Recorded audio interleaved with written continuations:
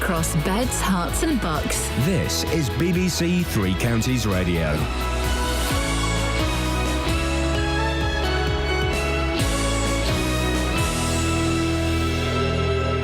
It's 6 o'clock. I'm Simon Oxley. The headlines: opposition leaders in final TV election debate, Transport Police crack down on sexual harassment, and Watford maintain promotion challenge. BBC Three Counties Radio. The second and final televised election leaders debate will be broadcast tonight on BBC One. It's for opposition parties, Labour, UKIP, the Scottish and Welsh Nationalists and the Greens, as Chris Mason explains. That debate will last for an hour and a half, and then there'll be half an hour afterwards where the Conservatives and the Liberal Democrats do get to say their piece.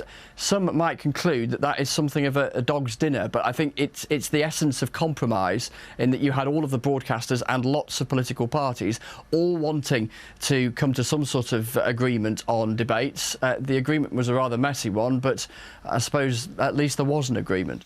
British Transport Police are encouraging people to report sexual harassment on public transport. The police say they've strengthened investigations of sexual offences and detection rates are now on the rise. Nearly 2,500 incidents have been reported since the project launched. Arrests have been made and stolen bikes seized in a police crackdown against nuisance motorcyclists in Houghton Regis and Luton. It comes after concerns were raised on BBC Three Counties Radio that the Bedfordshire Force wasn't taking the problem seriously enough. More from Matt Lockwood. 24 police officers and 2 off-road bikes were involved in the crackdown on Tuesday and Wednesday. 2 arrests were made in the Parkside area of Houghton Regis and 2 stolen bikes were also seized. Beds Police say this won't be the last crackdown and they want to hear from the public if off-road bikers are still causing a nuisance. Police in Glasgow who are searching for a missing nurse say they found human remains at a farm on the outskirts of the city. A 21-year-old man has been arrested. Karen Buckley was last seen at a nightclub in Glasgow in the early hours of Sunday morning. A former councillor who backed the decision to allow a serial rapist to work as a taxi driver in Milton Keynes is up for election. Robin Bradburn is standing for the Liberal Democrats in the Bradwell ward. Luton Rugby Club say the memory of a player who died in a car crash on the A6 last year will live on. An inquest heard yesterday that Mark Davey was killed while racing his Audi near the Wixhams. The 33-year-old had been involved in many fundraising events. Rugby Club chairman Mark Turner says they will continue to hold events in his name. If you talk to any of the team, you know, he was well respected, but not only did he play the game and he played for our second and third team, but he also embraced what is the rugby ethos. I think he loved the game as much off the field as on it, and well loved by his teammates. And you know, we as a club will make sure that laughter and that ethos is encapsulated in other things that we do going forward in his name for sure. In sport, Watford are back up to third in the Championship, just a point behind the leaders. Guardiola goes for goal from 35 yards out, punched away by Dollar. Abdi drives in the rebound. Ahmed Abdi seals the 3 points for Watford. Nottingham Forest 1, Watford 3. And Dagenham midfielder Jos Labardi has been banned for 6 months by the FA after biting the Stevenage captain Ronnie Henry in a match at the Lamex Stadium last month.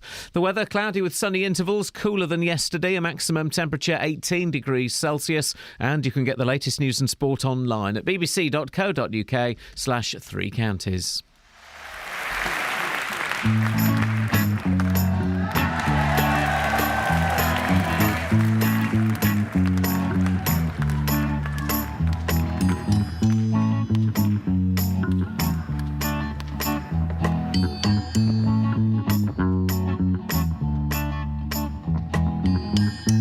Ice cream man upon my street. I love your truck outside, really neat. Now ice cream man upon my block. I love your chimes, sir, they reel and rock. Now ice cream man, please ring your bell and play that music that I've grown to love. Now ice cream man, please ring those chimes for me on this afternoon so fine. Now ice cream man upon my street. I love your truck, you know that it's any. Well, ice cream man upon my block. I love your chimes. Your chimes, they reel and roll. And ice cream man upon my street. I love your truck and all that it's well, ice cream man upon my block. I love your charms, are they real and they raw?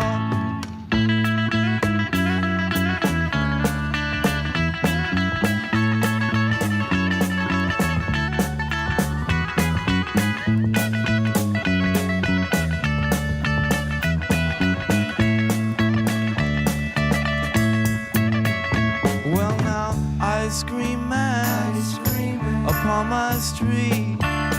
I've loved your truck for years, it's that neat. An ice cream man upon my block. I love your charm. And now ice cream man upon my street. I love your truck, you know that it's I need an ice cream man upon my block. I love your chimes, they're real and they rock. Now ice cream man, I want you to ring your bell and play this music that I've learned to love. And ice cream man, please ring your chimes on the afternoon that's so fine.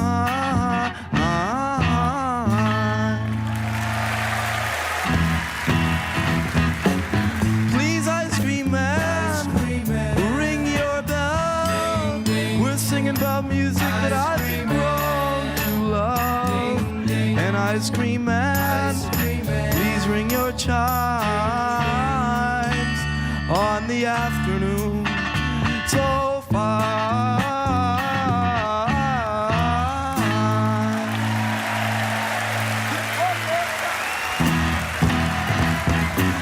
Please, ice cream man, ring your bell. We're singing about music I've learned to love. Now, ice cream man, please ring your chimes on this afternoon that's so fine.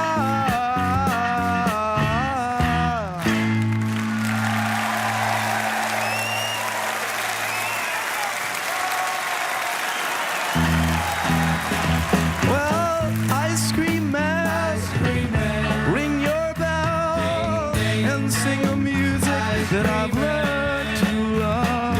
And ice cream man, please ring your chimes on this pretty afternoon, 'cause it's so fine.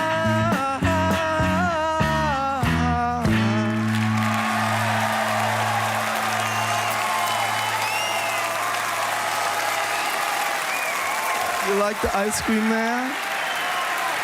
Yeah, I like the ice cream man. Okay. Oh, what's going on? See, ice cream man, I want you to ring your bell. We're talking about something that I love. Now, ice cream man, please ring your chimes on this pretty afternoon, 'cause it's so fine. That's what we're talking about. The ice cream man. Oh, look, he's getting it. Now, ice cream man, ring for the bell. Sing about something that I've learned to love. Now, ice cream man, please ring your chime on this pretty afternoon, 'cause it's so fine. No, I don't even... Is he definitely done? I think he's done. Andy's in Luton. Good morning, Andy. Good morning, Ian. What you got for us, boss? I thought you were supposed to play music on this channel. Sorry? I thought you were supposed to play music on this channel. What do you mean, Andy? What was that rubbish? That was Jonathan Richman and the Modern Lovers, Ice Cream Man. Did you not hear it? Yeah, I heard that. I heard it. I didn't want to, but I did hear it. Yeah. Well, have a listen again, Andy. Oh no! Thank you, Andy. Oh, that's made me so... I don't know what... think he liked that. No, Jonathan Richman is an acquired taste, but boy, oh boy, when you acquire that taste... It's delicious and sweet. He does the music in There's Something About Mary for if you want the kind of pop way in. Tell you who's going to love that, my kids. It's up there with Chunky Monkeylicious. Now, on to, how do we go from Jonathan Richman to something as serious as this? We just do it. We just crash into it. It's something... Well, I experienced this as a young man when I was about 15, 16, and loads of women have as well. Blokes getting up and touching you up on the train. I had this when I was a youngster. It was horrible. British Transport Police have teamed up with the Everyday Sexism Project to tackle the problem, which they believe goes unreported in 90% of cases. From now on... Hang on, I can see the flaw in this. Can you see the flaw in what I'm about to say? From now on, if you feel uncomfortable about someone's behaviour, they're asking you to text 61016. On the tube? What if you're on the tube? Well, you get off the tube. Remember, we spoke about this last time. Yeah. Because we thought, hang on a minute, this is a great idea. This is an extension of something they were doing anyway. What is going on? Well, a couple of months ago, we spoke to British Transport Police about an initiative they had to report antisocial behaviour on trains because they felt that a lot of people felt uncomfortable challenging it in such a confined environment. And we wondered then what the point was of texting on the tube. Yeah. Now, British Transport Police told us back then that as long as you tell them where and when it happened, they can use CCTV to track down the culprits. And it's the same thing they're doing here, but this time they're highlighting a really specific and apparently really common problem. I don't know why I'm saying apparently. It's happened to me, it's happened to my friends. They've even made a video to show the sort of thing that women otherwise kind of chalk up to stuff women deal with. The video shows a woman on board a tube train. Just before she gets on the train, this guy's kind of looking at her in a predatory way. Yeah. She kind of shrugs it off. She gets on the train. Once she gets on the tube, he approaches her and he stands right behind her. She feels him breathing on her neck. She wonders whether that's his hand on her bottom. Oh. And then it's quite clear that it is his hand on her bottom. Oh. He also pushes himself up against her. At each of these moments, the viewer is asked, would you report it? And although the video uses actors, the British Transport Police, and my experience as a woman says that this type of behaviour is not unusual. Well, and my experience as a young, vulnerable man coming out of a Transvision Vamp concert in Brixton. What are we supposed to do then? Well, it will really depend on the individual situation at the time and whether a person feels comfortable challenging it themselves. Some women say they would tell the bloke off, they wouldn't care about everyone else. And when it happened to me, I froze, to be honest. But there is a number in that situation where you don't feel comfortable challenging it. It's 61016. Okay. If people want to, they can text that number, explain everything that went on, and in some cases, a police officer could turn up at the next railway station. In some cases, a police officer could turn up at the next railway station. Yeah, I mean, there are no guarantees in this, unfortunately, but the force wants to reassure people that they will always be believed and taken seriously, no matter where they are. And this isn't just a London thing. The force says that the evidence could help them identify and catch offenders and make sure that officers are in the right place at the right time. It's the same sort of footage that we saw last time. Do you remember when we spoke to that young man who'd been the victim of homophobic abuse on the tube? Now, that was some time after, but they managed to find that woman. The officers who might be dealing with the problems, I would imagine they would have to be specifically trained. Well, all the frontline staff at the British Transport Police have now had additional training to raise their awareness of what unwanted sexual... They watch the video in an afternoon. Okay. I guess. I mean, the police say they've strengthened their investigations of sexual offences and detection rates are on the rise. 2,400 incidents of sexual harassment have been reported to the police since this project began. That's an increase of 25%. Compared with a similar period before the project launched. OK, well, OK. Across beds, hearts and bucks. This is Iain Lee. BBC Three Counties Radio. There is... I've got to warn everybody who's... I love the fact that between 6 and 7, let's be honest, I've seen the numbers, there are about 8 people listening. This is like the secret show. This is the secret show, the mystery hour. By mystery, I don't mean what was the year. But what was the... Oh, no, hang on a minute. Troops posted overseas. She's still banging on. Troops posted overseas. But what was the year? I don't mean... It's just no one listens. And it could be argued... It would be incorrect to argue this, but it could be argued this is the best hour of the show. So we're all part of a secret gang, secret club. We may even laminate some passes. I'll laminate... What are we going to call the secret club? I'll laminate your pass. What are we going to be called? Oh, nice pass. Oh, stop it. Oh, I love a good pass. What are we going to call the secret club? I don't know. But the Banchan? Call it Banchan? No. I don't know. Oh, I know. No, we can't call it that. No, we can't call it that. Anyway, but for those of you in the secret club and those of you who have joined recently because of What's the Story Morning Glory, there is none this morning. There are no punny headlines. There are no punny headlines in the papers. There aren't any. I've looked. No, there aren't any. So we won't. Instead, we're going to play this.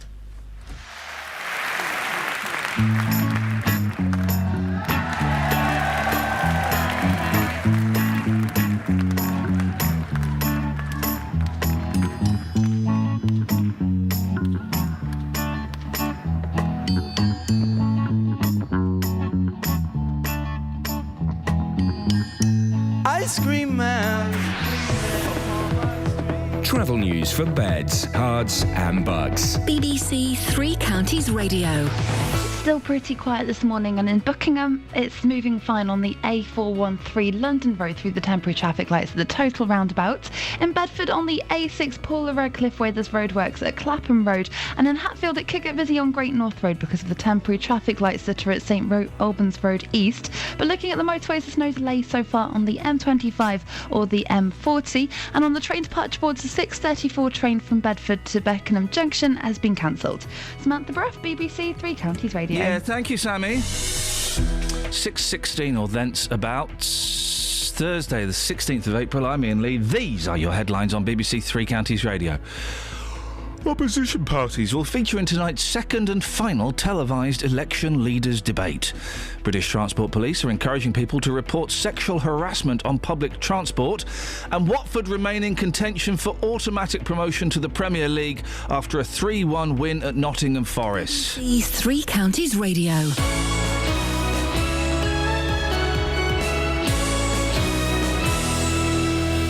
Roberto Perroni on BBC Three Counties Radio. Tip-top etiquette expert William Hanson, who is not a fan of politicians oversharing. Oh, good afternoon, Roberto. I feel slightly nauseous after that music. Thanks for that. Every weekday from 3. Let's talk to Harriet Harman, Deputy Leader of the Labour Party. We've been in Bedford and Cambridge, and we've had very interesting discussions. Let's talk cold callers. Do you have a tried and tested method of getting rid of cold callers? You've got to make up a word before you go on the phone, and so you can fit that word in without them realising the most time. Saying actually helps you feel calmer. Do you believe this, Sharon? Definitely. And since I read that, I've been doing it and I'm well chilled. Roberto Perroni, weekdays from 3 on BBC Three Counties Radio.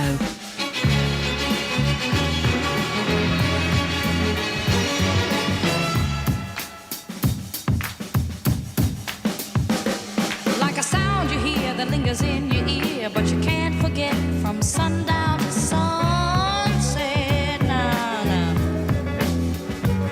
It's all in the air, you hear it everywhere. No matter what you do, it's gonna grab a hold on you. California soul, California soul. You see the sun comes up every morning, and if you listen, oh, so carefully, the winds that ride on the high tide whistles a melody. So the people started to sing, and that's how the surf gave birth, I'm told, to California soul. California soul. When you hear the beat, you wanna pat your feet, and you got to move, 'cause it's really such a groove now. It's a brand new kind of thinking in your mind, and you can't go wrong, 'cause you're grooving all day long. California soul. California soul. We have a melody and the beat, y'all.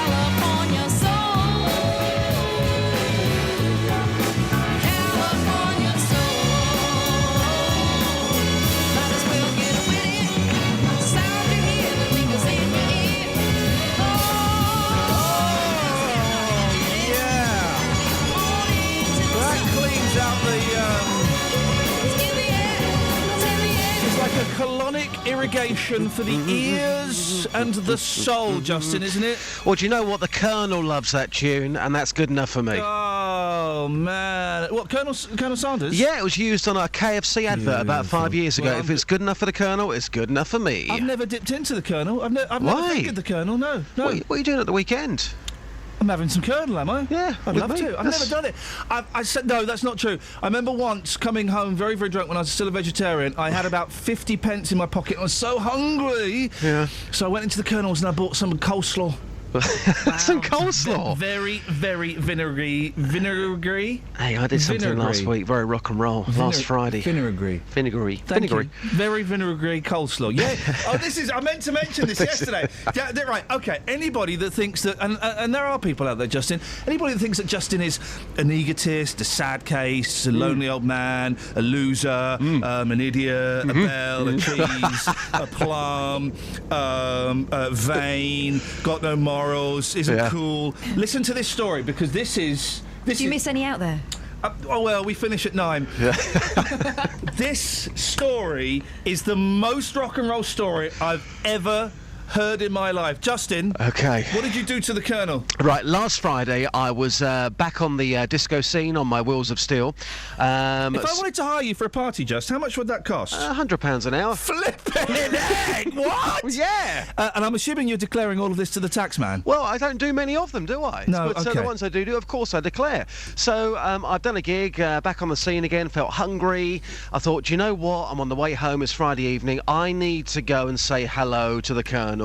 Not seen him for a while. Now, the Colonel shuts at 1 o'clock in the morning. So I've gone to the Hemel KFC. It's 2 minutes to 1. I'm absolutely starving. It's a rush to get in there. I've gone in there. I've said to the lady behind the counter, "Hi, give me everything you've got." And she went, "What?" I said, "Seriously, I'm that hungry, give me everything you've got." So she gave me everything that she had, which was, I think, 7 bits of chicken, couple of wings, 5 fries, and a bottle of Pepsi. And then she was arguing about whether she should give you a discount or not. You cleared the store I said, "Well, listen, if I'm going to clear you out, you're only going to throw that in the bin. I want a discount." So I think I got about 20% off, which equated to, I think, 2 bits of chicken for free. Wowzers. Everything they had. Good lad. Was it finger licking good? Did you lick your fingers? I did. Because it was that good. You don't need to lick your fingers. They give you a moist wipe. They're the lemon ones, aren't they? A towelette. Yeah, I like them. Yeah, lovely. Anyway, Justin, we'll talk more about your disgusting eating habits a little bit later on. Is that all right? Yes, fine. Oh, right, fine. Now, something... no, that's the wrong story. Hang on a second. Both stories start with "it's something." I don't know. Is that a coincidence? I don't know. It's something that we keep coming back to. On this programme, we've taken lots of calls about off-road motorbikes causing trouble in Houghton Regis.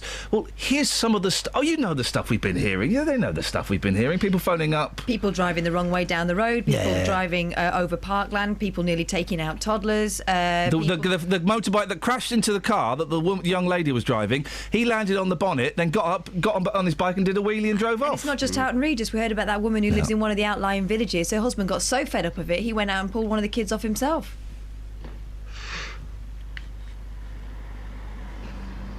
See how bad it's got. Very bad. Do we have that clip? I don't know. I don't believe that. Victoria. Can we find I remember her well. Can we find that clip, Kelly, of Victoria talking about what her husband... what did he do? He pulled someone off? Yeah, he went out and he got on his bike and went out and pulled the kid off. Let's not forget that Ollie Martins was in the studio, the Bedfordshire Police and Crime Commissioner, who says that he's got a clear message for you. If you have been ragging around, we're coming to get you. You say it's a clear message, Justin. We're not quite sure what ragging around actually means. That means people on motorbikes, on grass, ragging around. So what, if Ollie Martin sees people ragging around, is he going to pull them off? No, he won't, but Bedfordshire Police will.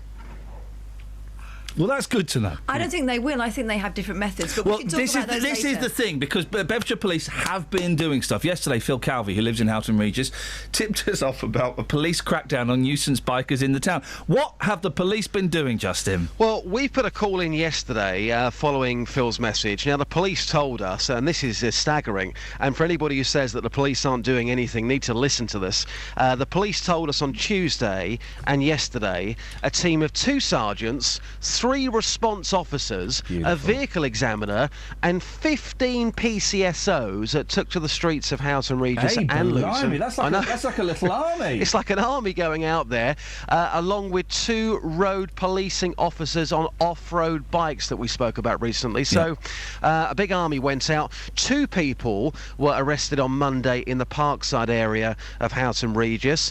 On Tuesday, 2 stolen bikes were recovered.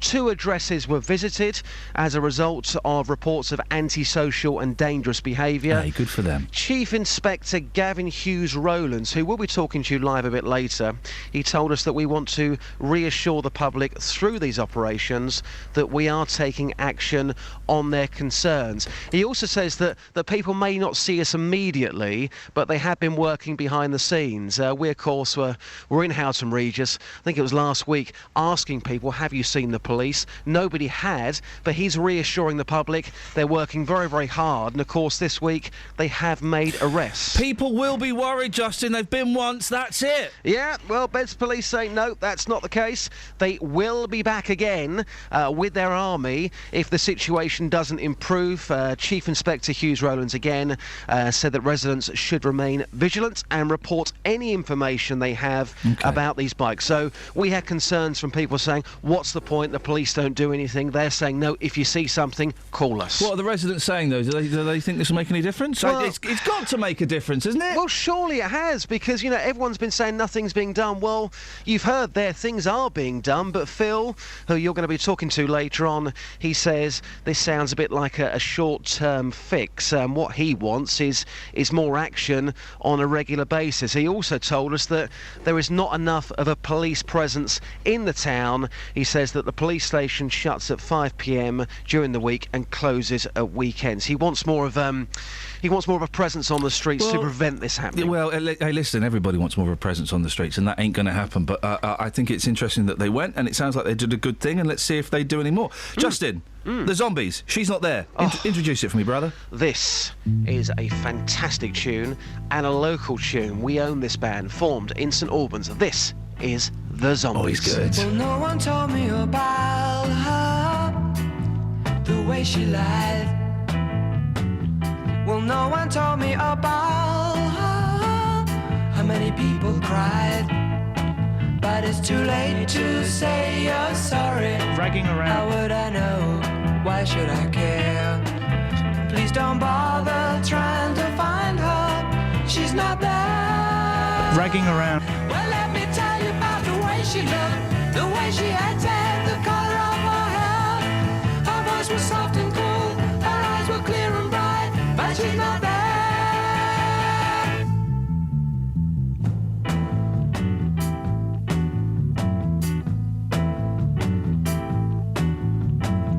Well, no one told me about her. What could I do? Well, no one told me about her, though they all knew. But it's too late to say you're sorry. How would I know? Why should I care? Please don't bother trying to find her. She's not there.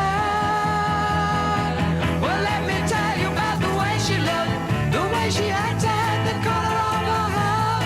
Her voice was soft and cool, her eyes were clear and bright, but she's not there. They actually drove across the green when the kids were coming back from school and nearly knocked women over with toddlers, and it got that bad that my husband went after them on his own motorbike and pulled them off.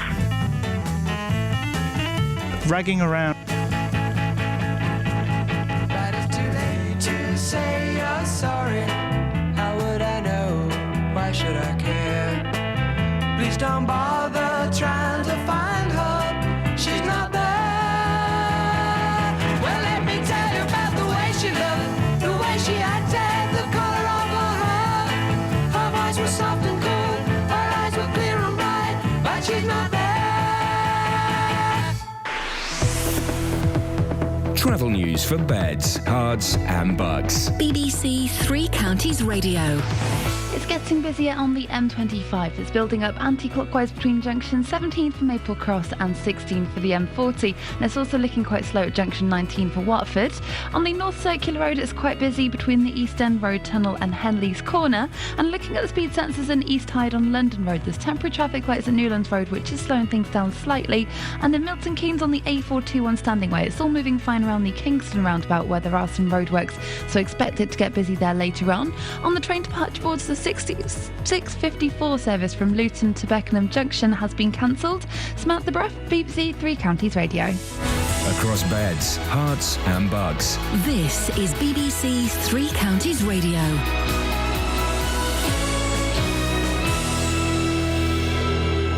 It's 6:30. I'm Simon Oxley. The second and final televised election leaders debate will be broadcast tonight on BBC One. It's for opposition parties, Labour, UKIP, the Scottish and Welsh Nationalists and the Greens. British Transport Police are encouraging people to report sexual harassment on public transport. The police say they've strengthened investigations, and arrests have been made and stolen bikes seized in a police crackdown against nuisance motorcyclists in Hatton Regis and Luton. Three Counties Sports. BBC Three Counties Radio. Watford are back up to third in the Championship, just a point behind the leaders Bournemouth after a 3-1 win at Nottingham Forest. They trail second place Norwich by a goal difference of just one. Odion Igalo and Matt Connolly gave them a 2-0 half-time lead last night before Alman Abdi sealed the win after Forest went down to 10 men. Here's manager Slavisa Jokanovic. We opened the game very well. We scored the goal. We have some grey moment in 20 minutes in second half, but at the end we scored one goal more and finished the game. I must be happy with this situation today in the game. A League Two player has been banned for 6 months by the FA after biting the Stevenage captain Ronnie Henry in a match at the Lamex Stadium last month. Dagenham midfielder Joss Labadie was accused of biting Henry on the hand, his second biting offence after being banned for 10 games last season. Luton have confirmed they will appeal against striker Paul Benson's red card on Tuesday night. The 3-match ban would mean Benson missing the remaining 3 matches of the regular season. And Wycombe defender Alfie Mawson has been shortlisted for the League Two Player of the Year award. England's cricketers will resume on 116 for 3 in their second innings on day 4 of the first test in Antigua. They lead the West Indies by 220. Bowler James Treadwell believes England are in the driving seat. I think we're in a reasonably strong position as we are. That partnership at the end sort of got us into a decent position. Was it 220 or whatever with 2 days to play?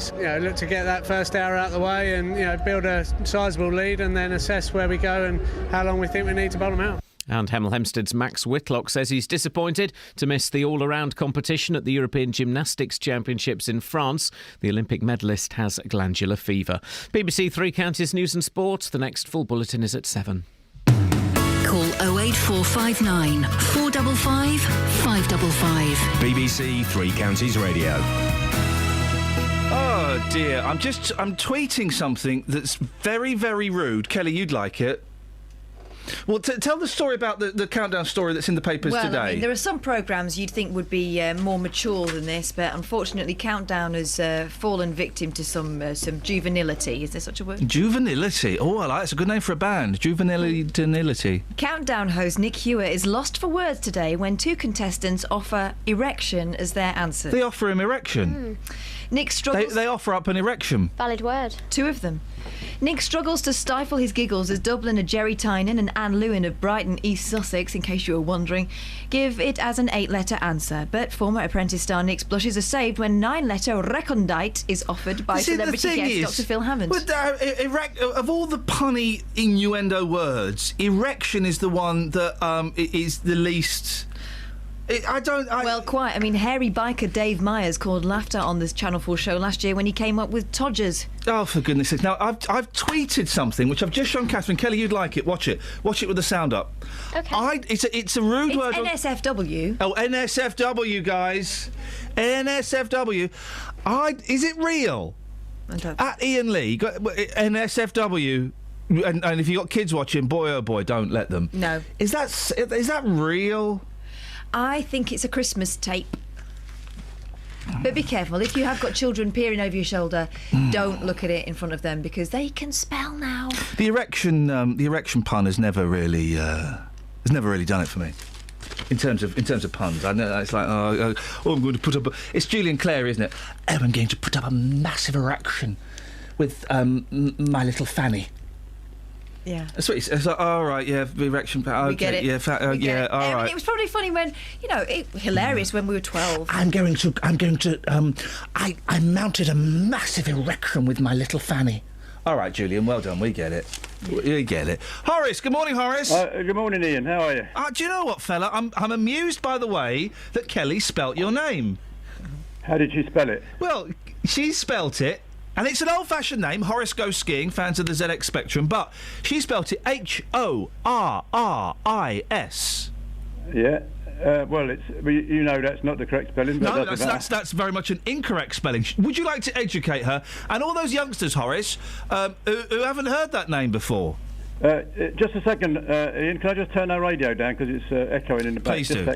Shall we have a guess at how it's spelled? H-O-R-A-K-E. Yeah, curly cur. Yes, I think it's a popular name. It's coming back into fashion. Do you? Do you now? I like the name Horace, and Horace Goes Skiing was a pivotal. Horace and the Spiders, 2 pivotal video games. Let's see if we can find a Horace under the age of 70. Yeah, there's an Edmund I know of, but not a Horace. I didn't tell Kelly that my surname is actually Horlicks.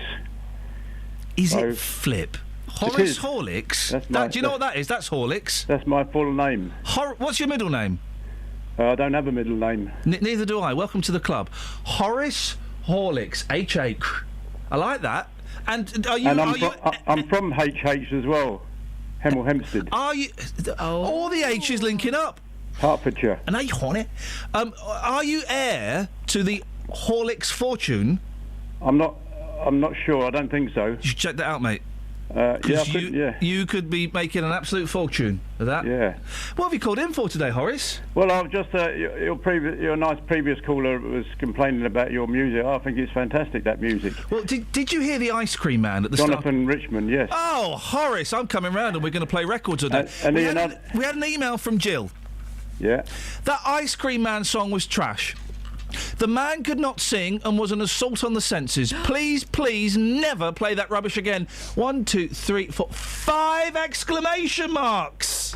Well, please play it again. I love it. Okay, Horace. And I've got a request that Kelly said I might be able to get. Yeah, Ernie by Benny Hill. Oh, no. What? That's too sad. What's wrong with this? You could hear the offbeats pound as they raced across the ground. Maybe not today, Horace, but perhaps later on. All right, Ian. Cheers, my dear. Thanks for calling. Thank you. What a nice bloke. I'm going to upset people now. Yeah. I don't like Benny Hill. Find him creepy. Oh, he's good in the Italian job. No, he's creepy in that. No, yeah, well, he's creepy in the Italian job, but he was creepy in that. He was creepy in the Benny Hill show. He was creepy in Chitty Bang Bang, Chitty Chitty Bang Bang. This is for Jill. Yeah, that's right, Jill.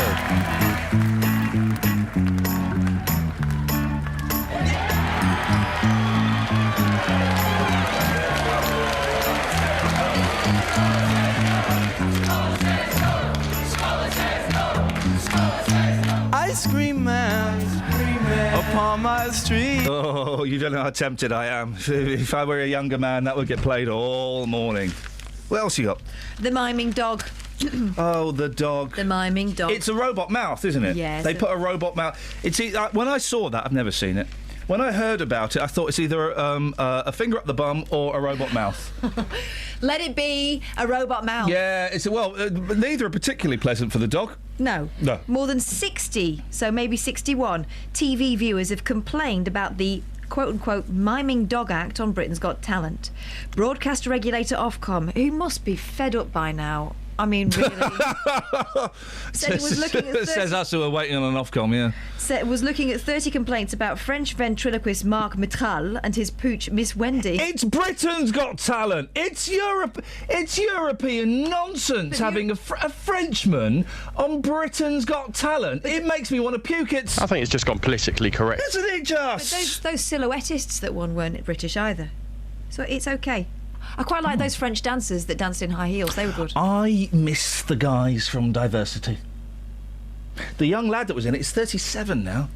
He is older than you'd think. He's 6'3". And smaller than you'd think. I met those guys once. We were doing I was filming an advert for a new Mario game. Oh. And they basically had loads of nobodies, I mean celebrities, going, I really like it, it's really good.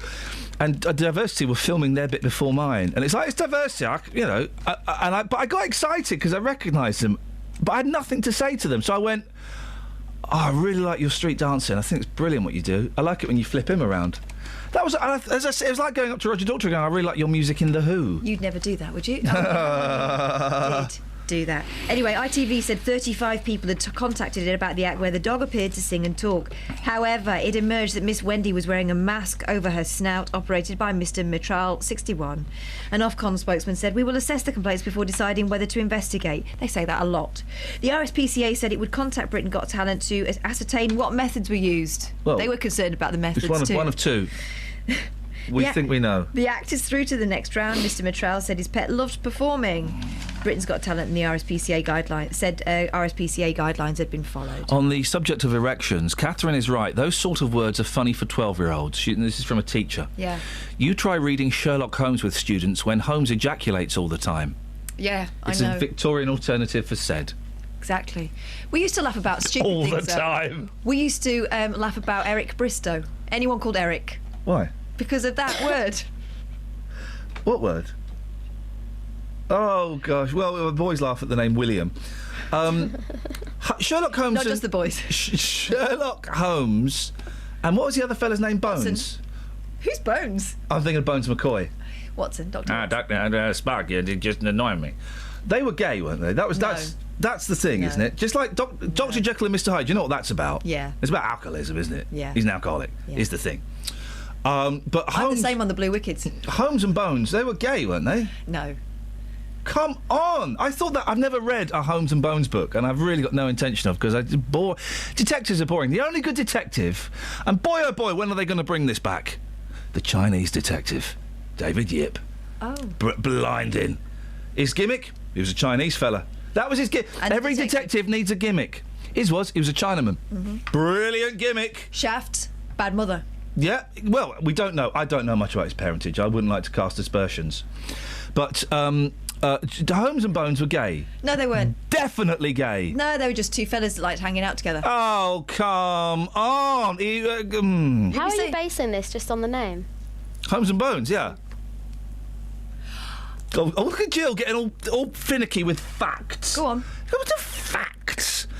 That's because Holmes and Bones don't exist. It is Watson. I bet Holmes and Bones do exist somewhere. Here's the thing. If you don't give your kids middle names, you're lazy. You're a bad parent. Social services should be involved. But you can give them too many middle names. I don't have a middle name because Lee was my middle name. My name's Iain Lee Rugby, and then I just shunted everything along one. And I was going to give myself a middle name. My middle name was going to be Johnson. Oh. I thought that's a good middle name. Hilarious. What? There's no joke there. That was actually... I just thought it was a strong middle name. I like it. Ian Johnson Lee. Powerful. Powerful? Yeah. What's your middle name? Potent. Elizabeth. Kel spells? Michelle. What? Nichelle. Kelly Michelle. Michelle. Kelly Michelle. There is a... Oh, no, there's a Vicky Michelle, isn't there? Kelly Michelle's in Beyonce, isn't she? No. Kelly and Michelle are two separate people. Can you handle it? Kelly, yeah, Michelle, can you handle it? That's Kelly, my favourite. Michelle, can you handle it? Well, normally it's Kelly and then just the other one. Happiness can be transferred to others through the smells we give off. Oh, please. In tests when the... oh, no, naughty. In tests when the sweat of someone in a positive mood was sniffed, the smeller developed a happier expression. Chemo signalling has shown before that emotions like fear and disgust can also be conveyed. Oh, you don't want the smell of fear. Well, animals can smell fear. Well, it's wee-wee, isn't it, in your pants? Scientists from Utrecht University, Holland, said positive state... I'm from Holland, and I would... You've got to talk like this. You've got to talk like this, and I would like to have a smoke a drag cigarette with you, please. No, you're going South African again. Okay. A positive state can be transferred by means of others. I want to go on the slide. I want to go on the slide. Not until you've done your research into others. Do your research into udders and then you can get on the slad.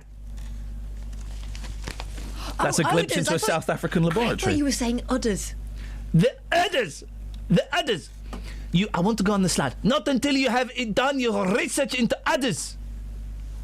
Go and do your research into udders, then you can get on the slad. Travel news for beds, cards and bugs. BBC Three Counties Radio. On the M1 southbound, it's starting to look quite busy from the M1 at Junction 10 for Luton Airport to Junction 9 for Redbourne. On the M25 anti-clockwise, it's looking slow from Junction 17 for Maple Cross to 16 for the M40, and it's also busy between Junction 21 for the M1 and 19 for Watford.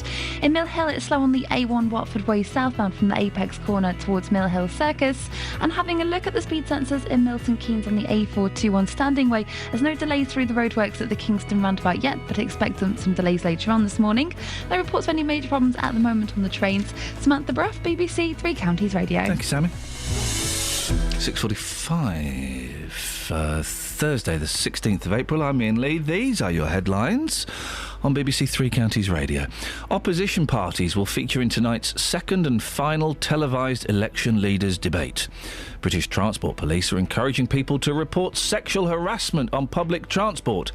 And Watford remain in contention for automatic promotion to the Premier League after a 3-1 win at Nottingham Forest. Notts Forest. Let's get the weather. Here's Elizabeth.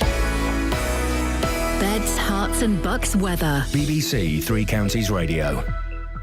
Hello, a very good morning to you. We've lost that intense sizzling heat that we had yesterday. We've seen a cold front go through. It hasn't given us any rain, but it's given us much cooler air. So significantly cooler today. It'll feel much more like spring than summer, but still a very decent April day with staying with lots of sunshine around, and of course staying dry as well. Just the very, very small chance of one or two isolated showers, but I think you'd be really unlucky if you catch one of those. There will be plenty of sunshine, a bit of an easterly breeze setting up as we head through the rest of the day, and temperatures down to, well, I should say up to really, we're up to 16, perhaps 17 Celsius, 63 in Fahrenheit. It's still above average for the time of year, but it's not the kind of 23, 24 that we were seeing yesterday.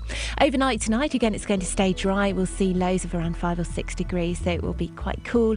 And then into tomorrow, in fact, for the next few days, we will see the easterly winds strengthen. So in exposure to that, it will feel quite cool at times, but, you know, staying dry and settled. There'll be lots of sunshine around, quite chilly in the shades and an exposure to that wind, and quite chilly by night as well, but the sunshine got a little bit of a kick to this time of year, so things will heat up quite nicely and it will feel quite warm, so warm, dry and sunny for the most part. That's the forecast. Friday, June the 5th is the first ever BBC Music Day, aiming to bring people together across the UK through their love of music. As part of the day, we're searching for local unsung heroes. Do you know someone who's giving a big musical contribution to their community? From supporting young musicians to leading a choir, anyone who's making a lasting difference in your area through music could be one of the 5 heroes chosen to receive a VIP invite to a major BBC music event. Nominations for the BBC Music... Yeah, whatever. Catherine has just come out with an amazing revelation. We were talking about David Yip, the Chinese detective. I've brought up a picture of Dave, reminded of him because I listened to a play on Radio 4 and it turns out he was one of the voices in it. So I've Googled the Chinese detective. We're looking at a novel written by Michael Hardwick, the Chinese detective from the TV series. It's got a picture of David Yip on it, and you've just gone, that's an ex's uncle. Well, no. You went out with someone whose uncle was the Chinese detective. No, it could have been. You turned it down. Slept with the Chinese detective. No. Wow, the no. Chinese detective. No. Could you do that now? The Pakistani policeman. Why not? Well... You can do Rasta Mouse. Yeah. He solves crimes. Rasta isn't a race, though, is it? Well, I mean, technically, I find that programme thoroughly unpleasant. Do you? Well, then, Rasta Mouse, we're going to who's eating all the cheese. Let's go to the mayor and find out who's eating the cheese. But before that, let's cut a new reggae record. That's what they do. That's not a bad Rasta Mouse impression, is it? I was just thinking that for someone who doesn't watch it, you know all the lines. Well, the boys are Rasta. I'm Rasta Mouse and somebody's stolen all the cheese in the town. Where's the mayor? Rubbish. Saying that, though, you've just reminded me, Barack Obama recently. Did you see that? Wagwan, Jamaica! They loved it! Yeah, I know, but imagine if Tony Blair had done that. I think it's racist. I think Barack Obama's a racist. Yeah, I've said it. There, I've said it. I've said what we're all thinking. He's a massive racist. It was the modern version of Ich bin ein Berliner. Oh, for crying He was out. expressing his solidarity with the Jamaican people. But if Tony Blair had done that? They'd have loved If it. David Cameron had done that? Well, they'd have loved it. If Ed Miliband had done that? If Farage had done that? Wagwan, Jamaica. Good morning. Are you watching the video now, Kelly? Oh, are you just laughing at that? I thought you'd... That was the face... That was the face I was expecting from someone who's watched the video of the sweary countdown I've just posted. Oh, no, I will watch that. Honestly, it's NSFW. Not safe for work, but... But it's funny. That's the face you pulled then is the face I was expecting you to pull when you saw that. But did you see the Barack Obama one? Yes, I did. He was so good. Yeah. No, I don't know. I don't know if that's appropriate. I like him. They loved it. Did you hear the uproarious applause? If he'd have closed down Guantanamo Bay like he'd said he was going to do it 8 years ago, then maybe I'd like him a little bit more. Oh. Yeah, guys, it's the only politics I can do, American politics at the moment. Yeah. Got my finger on the trigger. I'm ready to make love. I would so love to see Farage in Jamaica. Yeah. Wagwan, Jamaica. Wagwan, Jamaica, with a big fat one. Yeah. Justin. Yes, boss. How you doing, fella? Yeah, I'm okay. By the way, well, no beef. It sounds like you got beef, mate. No beef this morning. I was just going to flag up fans of big holes. In around an hour's time, we have a story, and in 20 years of reporting for the BBC, I have never seen anything like this. It's amazing. This big hole that has developed in communal gardens in Leavesden. Now, yesterday you suggested to me that it was emanating some kind of evil. Some sort of ancient evil. Well, it does look evil, trust me. It's not very often again that I go to a story and I'm utterly terrified. This hole had a presence. A child was jumping on the grass and the parents came out and thought, that seems to be moving. Next thing you know, the dad has jumped on it himself, his leg has gone through it. This must be a 20-foot hole. Well, we're calling it a hole.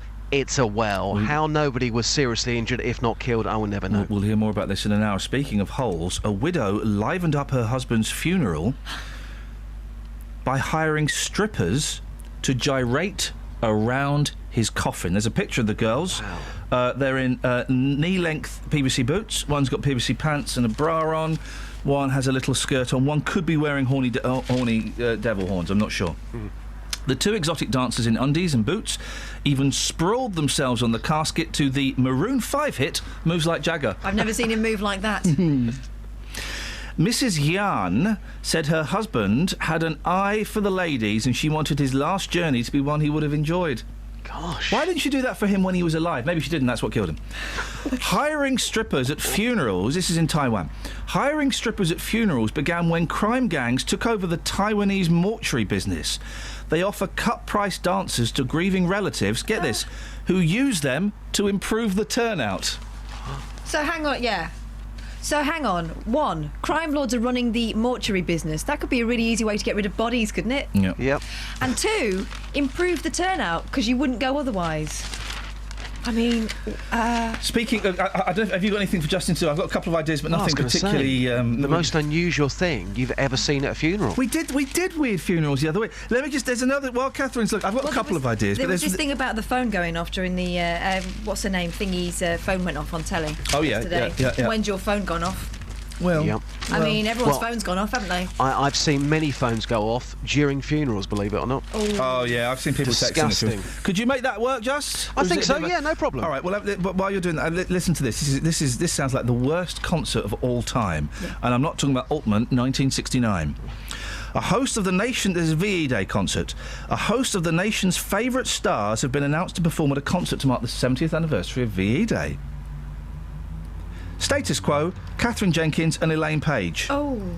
Other stars include Blue... What? Jamelia... Eh? And Alfie Bow. Wow. Tickets are £36.75. It sounds awful. And will be broadcast on Saturday the 9th live on the BBC One. That sounds great. I am setting my VHS video recorder to record that. Justin? Yeah, speak to you in a bit. Ta-ta. Cheers, bye. Kelly Betts. Who's this Alex Holmes in my playing order? I've never heard of him. Is he one to watch? What? BBC Introducing. She. Girls can use boys' names now. A singer, songwriter / producer / very talented female being. Her song Heaven has been added to our playlist for a week, and you can play it right now.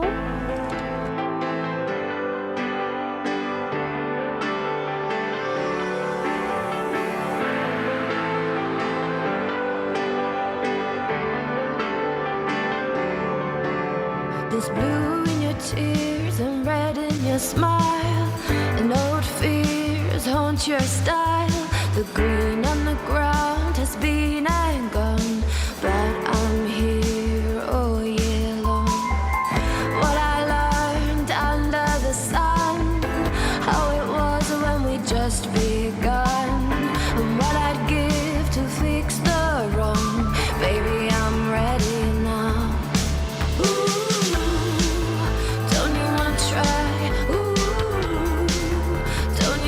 Try heaven, ooh. Don't you wanna try? Ooh. Don't you wanna try heaven? The stars in your eyes, they hide the truth. 6 months I'll give you to see my heaven is hell. Baby, I'm ready now. Ooh. Don't you wanna try? Ooh. Don't you wanna try?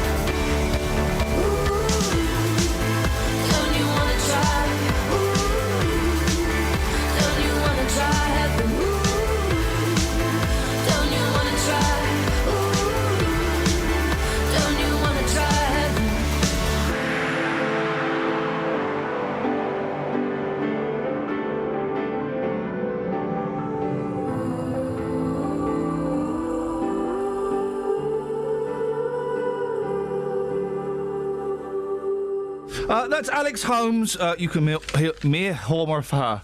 You can hear more of her on BBC Introducing, and other unsigned artists as well. We've got a minute, Catherine. Saturday, 8 o'clock. Britain's best. Produced by Kelly Betts, who's brilliant. Britain's best loved midday meals. Right? What? The French love coq au vin. Sorry? The Italians gorge on pasta. Yeah. The Spanish like a bit of tapas. What's this for? Mid lunchtime? Yeah. What do we like in this country? Oh, Greg's. Think of the beigest butter you could ever think of. Cheese sandwich. Oh, yes, if you're offering. Yeah. Do you know cheese and a little bit of mayo if you got some in there. Do you know what I like? Cheap white bread. Cheap white bread. Of course you do, mate. Plastic cheese. You don't have to emphasise that, the cheapness of your bread.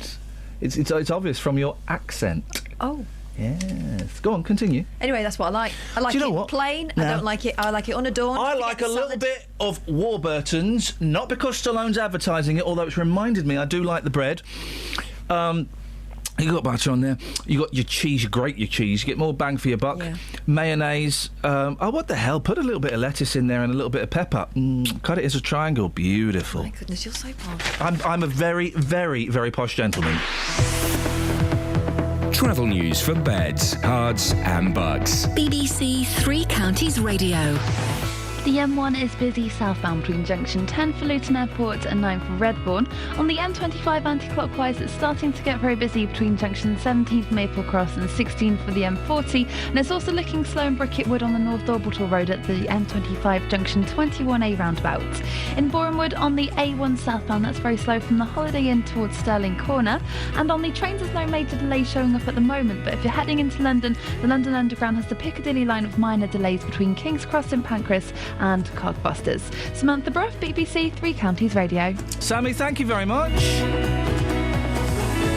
08459 455 555 if you want to take part in the show. We heard the bits and pieces that we're talking about. You can, of course, I can never emphasise this enough, call in about any old rubbish. If it's something you want to have a chat about, then you're more than welcome to. Or you can text. We'll be doing the text in a minute, Catherine. Yeah, we will. Yeah, we will. Oh, they're going to do. Thank you. 81333. Start your text 3CR. We'll talk more after the news. Here's Simon. Don't talk to me about monkeys. Local and vocal across beds, hearts and bucks. This is BBC Three Counties Radio.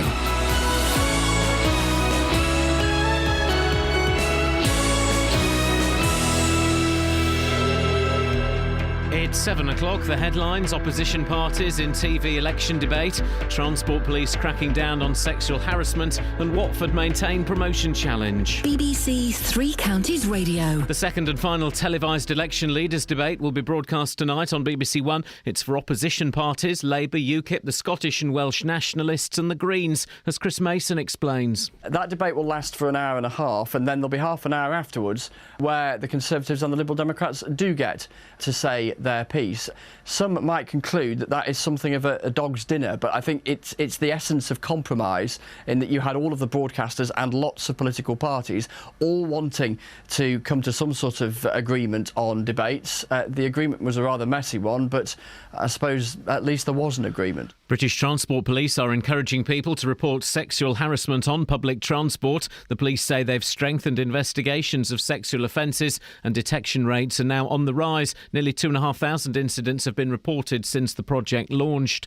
Arrests have been made and stolen bikes seized in a police crackdown against nuisance motorcyclists in Houghton Regis and Luton.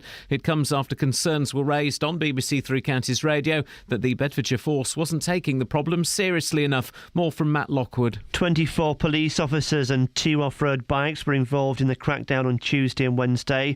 2 arrests were made in the Parkside area of Houghton Regis and 2 stolen bikes were also seized. Beds Police say this won't be the last crackdown and they want to hear from the public if off-road bikers are still causing a nuisance. Police in Glasgow who are searching for a missing nurse say they found human remains at a farm on the outskirts of the city. A 21-year-old man has been arrested. Karen Buckley was last seen at a nightclub in Glasgow in the early hours of Sunday morning. A former councillor who backed the decision to allow a serial rapist to work as a taxi driver in Milton Keynes is up for election. Robin Bradburn is standing for the Liberal Democrats in the Bradwell ward. Luton Rugby Club say the memory of a player who died in a car crash on the A6 last year will live on. An inquest heard yesterday that Mark Davey was killed while racing his Audi near the Wixhams. Rugby Club chairman Mark Turner says the 33-year-old had a positive outlook which rubbed off on the rest of the team.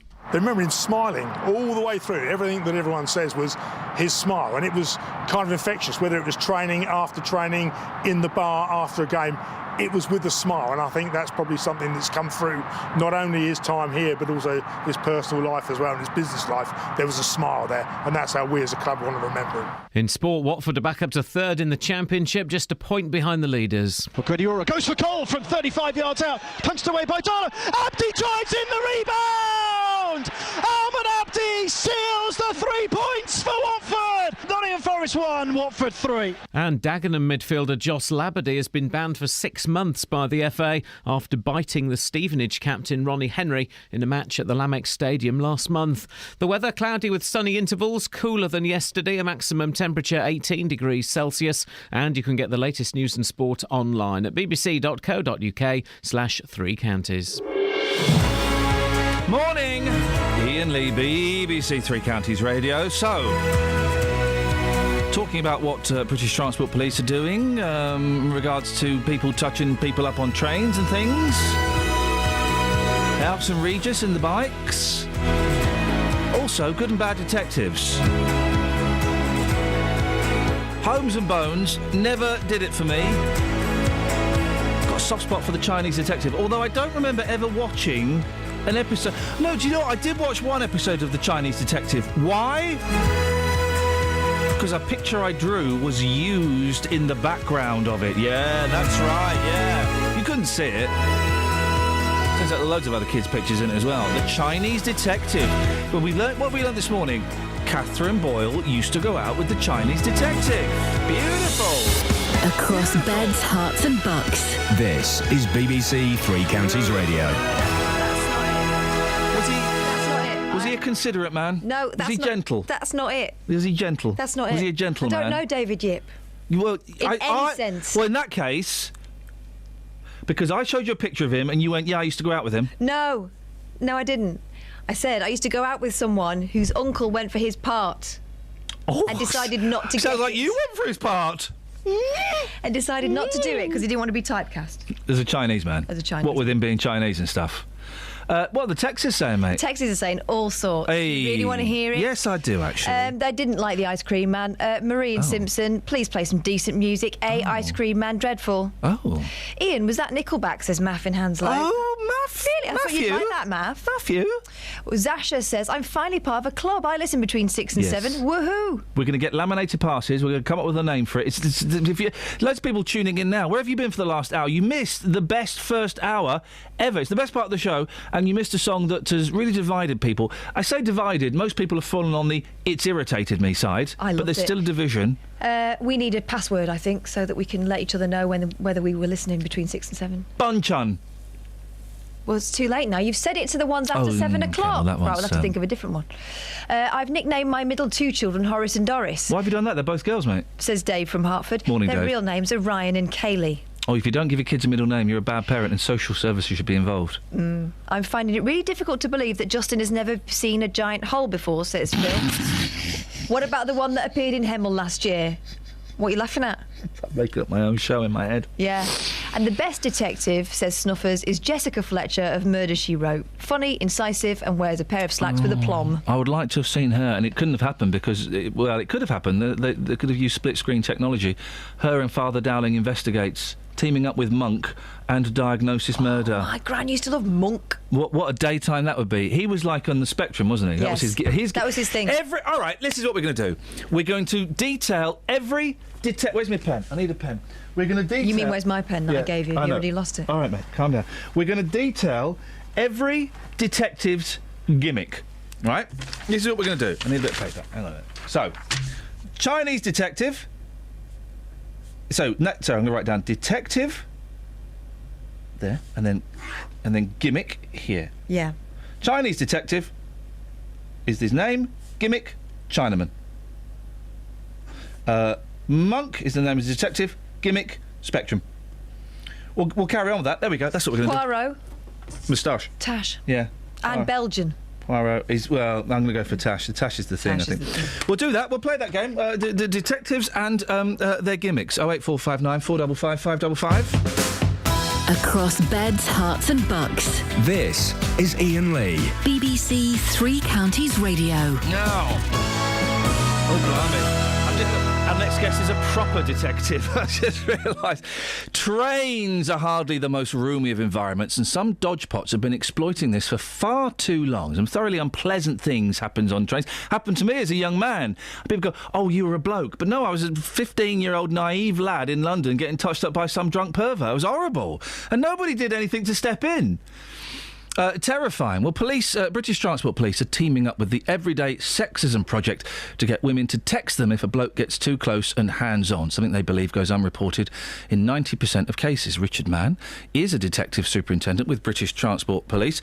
Good morning, Richard. Good morning. And, of course, it is primarily women, but it does happen to blokes as well, doesn't it? I think it can. It can happen to all age groups, but primarily we're aware of it happening to women. We've been doing lots of work with some interest groups, national advocate groups, and certainly the majority of victims do appear to be professional women. What is it about a tube or a train that... I guess it's the close proximity. Is that one of the things that makes some people think this behaviour is acceptable? I think it is. It's a unique environment, really. There is the close proximity. Sometimes during peak periods, the trains are quite crowded. There's the movement on the train that can be used to disguise or make what is a deliberate act appear accidental. And it's the fleeting nature, I think, of people coming together who are actually quite anonymous, and people going about their business, trying to get from A to B as quickly as possible to do their work, don't really pay much attention to what's happening to everybody else around them. Opportunism. I wonder as well how many people this has happened to, but they've been unaware that this has happened to them, or they've kind of thought, oh no, that can't be what I'm thinking it is. Well, I think that's right. Some people try and maybe block it out of their mind and think, well, that can't be happening. But from some of the safety and security surveys that have been carried out, mainly in relation to London, we think somewhere in the region of 1 out of 7 female commuters has been subjected to unwanted, unwelcome sexual behaviour. Blimey. And less than 10% of those people report it to the police. 1 in 7? Yeah. That's a terrifying figure. Well, it's a huge figure. I mean, on the spectrum, it's all types of activity. That could include such as unwelcome comments, verbal harassment, leering. But then, we are talking about sexual assault, sexual touching, and let's not trivialise it. It's not touching up. It's criminal behaviour. Yeah. This text number. What's the text? It's 61016, isn't it? What? How does that work? Well, if people wanted to make a discreet report, and the aim of our campaign, which is Report It to Stop It, is to try and increase and make it easier for people to report the matter. We understand not all women might want to go all the way down the criminal justice route in terms of going to court, but if we can increase our intelligence, the information, the reports, then that will help us tackle the problem. So you can dial 101, which is the police. You can text British Transport Police on our text service, which is 61016, or indeed call British Transport Police on 0800 40 5040. And how would it work if I'm on the train from Reading to London, and somewhere between Slough and Ealing Broadway, something inappropriate happens, or if a woman's in that situation and something inappropriate happens and she sends a text, I mean, can she expect the police to greet them off as they get off at Paddington? How would it work? If that's feasible, we can do that, and certainly there will be a text back asking whether or not it's okay to phone in the circumstances where the individual is at the moment, I see, yeah. or what actually they want us to do. But certainly it may be that actually people just want to text anonymously and don't want to give their details, but nevertheless that is vital information because it will help us build up a picture of offending, patterns of offending. And whilst it's opportunistic, we think actually it's not. It's deliberate. Yeah. It's not drunken behaviour. It's almost predatory behaviour. And it does seem that actually there's a core number of individuals who are targeting the transport system in order to carry out these sexual assaults. How long's the text number been going for? And do you have any idea of how many texts you've received? It's increasing. It's been going now for just over a year. The campaign builds on some work that we've been doing in London under the previous name of Project Guardian, and that's been with the Metropolitan Police and Transport for London. And over 2 years, that's increased our number of reports by 25% in total around sexual offences and unwanted sexual behaviour on the trains, tube and buses in London. Well, I wish you the best of luck with it, Richard. I hope that figure of just say that again. 1 in 7 women have potentially. They've reported that they've been subjected to unwelcome, unwanted sexual behaviour. Female commuters. 1 in 7. Richard, listen, best of luck. Thank you very much. Richard, I have to ask, it behoves me to ask you, you are a detective superintendent. Do you have a gimmick? I'm not sure about a gimmick. I was thinking of my programme, and it used to be that The Village, where half the population got murdered. Was it Mr. Barnum? Was it? Oh, DCI yes. Barnum, yeah. Yeah, Barnaby. Barnaby, that was the fella. Yeah. All right, Richard, listen, nice to talk to you. Thank you very much. You're a good sport. Richard Mann, Detective Superintendent with British Transport Police. That figures knocks me for 6, isn't it? Well, what should knock you for 6 is they're the ones that report it. 1 in 7. I think it happens much more frequently, and people just kind of. Oh, I bet on the tube. I bet on the tube, and this happens and all. But the tube. If you've been on the tube at 7:30, 8 o'clock in the morning, you are literally rammed in, and you know that there's someone's getting their jollies out of that, and you think, was that bag?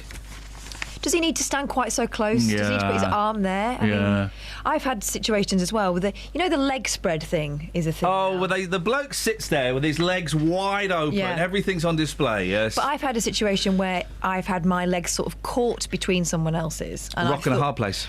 Well, a rock and a hard place. He's kind of. I don't know. It's just a space invasion thing. Yeah. How would you quantify that? How would you? Yeah, it's exactly that. And what I do in those situations, and it's different for me as a bloke, is I then play knee wars. I'm not having that. I take my space back. I reclaim my land. But the thing is, it's so subtle. You can't. You wonder whether you're also when they touchy about it. Not when they just kind of got their legs open next to you, but when they're opposite you. Yeah, that's a power thing. That's exactly what I'm talking about. Having my knees caught between his legs, virtually. Yeah, it's kind of daring me to say something. Well. Exactly. Oh wait, what's the phone number? I forgot. 08459 455 555. And the text? 81333. Okay, so far we've got the Chinese detective is his name. His gimmick is he's a Chinaman. Mm-hmm. We've got Monk is the detective. The gimmick is he's on a spectrum. Mm-hmm. We've got Poirot is a detective. His gimmick is he's a tash. He's got a tash. Yeah.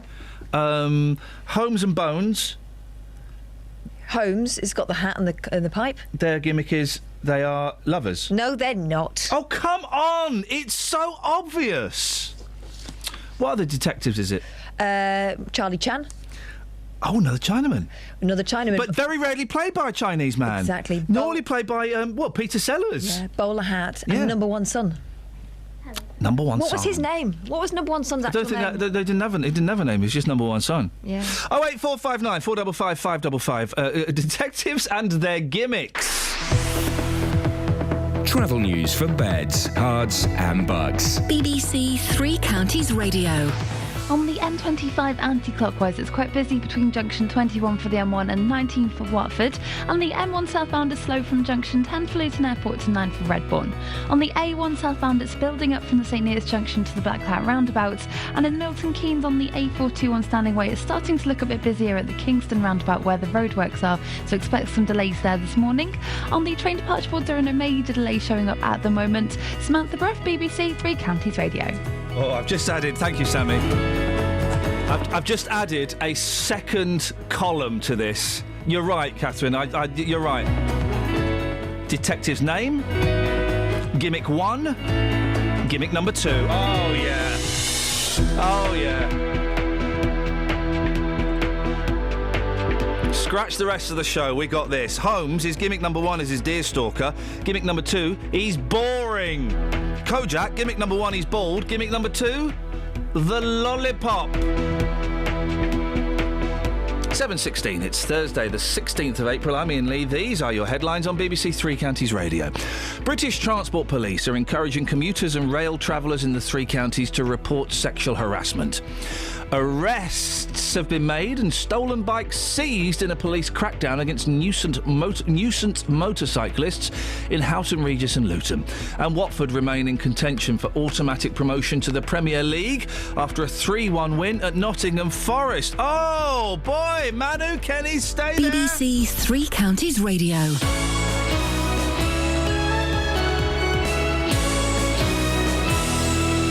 Sometimes in life, things don't always go to plan. It worked perfectly for 2.5, 3 years till 2 days ago. He should refund me £1,900. Which is where we come in. We managed to get them to agree to come back in to the property on an agreed date. The JVS show takes on your consumer problems. I've basically lost the whole lot in administration charges. And helps to get to the right solution. I've received a cheque back for £578. Jonathan, I can't thank you enough. I don't know how you do what you do, you and your team. The JVS show, weekdays from 9, here on BBC Three Counties Radio.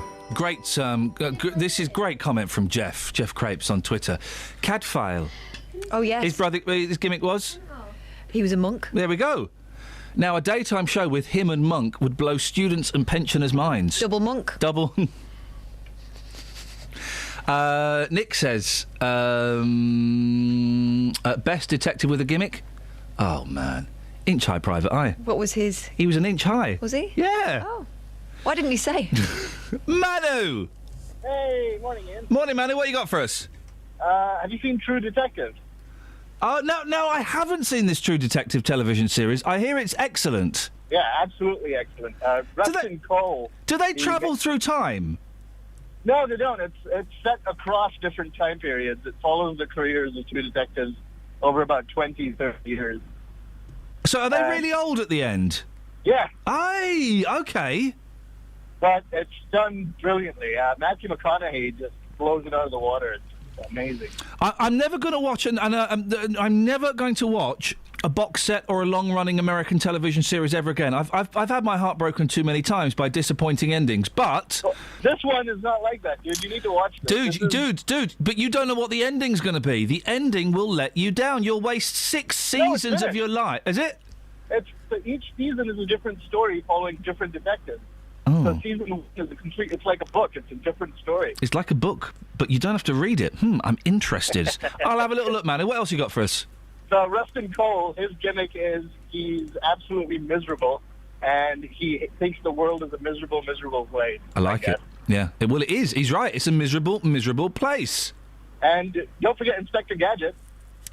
Well, hang on. What was his gimmick? I have to do another 25 columns for Gadget. Yeah, he was just Penny. His what was it? His niece, I guess, and the dog.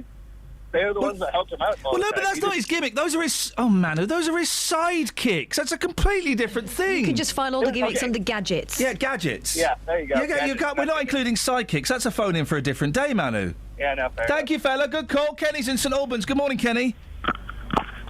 Good morning, Ian. How are you? Yeah, I'm fine, thanks, boss. What have you got for us? Good. No, I was just listening to your programme, and it reminded me of many years ago when I used to work for the BBC. We actually did TV episodes with David Yip, the Chinese detective. Ladies and gentlemen, I did not think this would ever happen to me.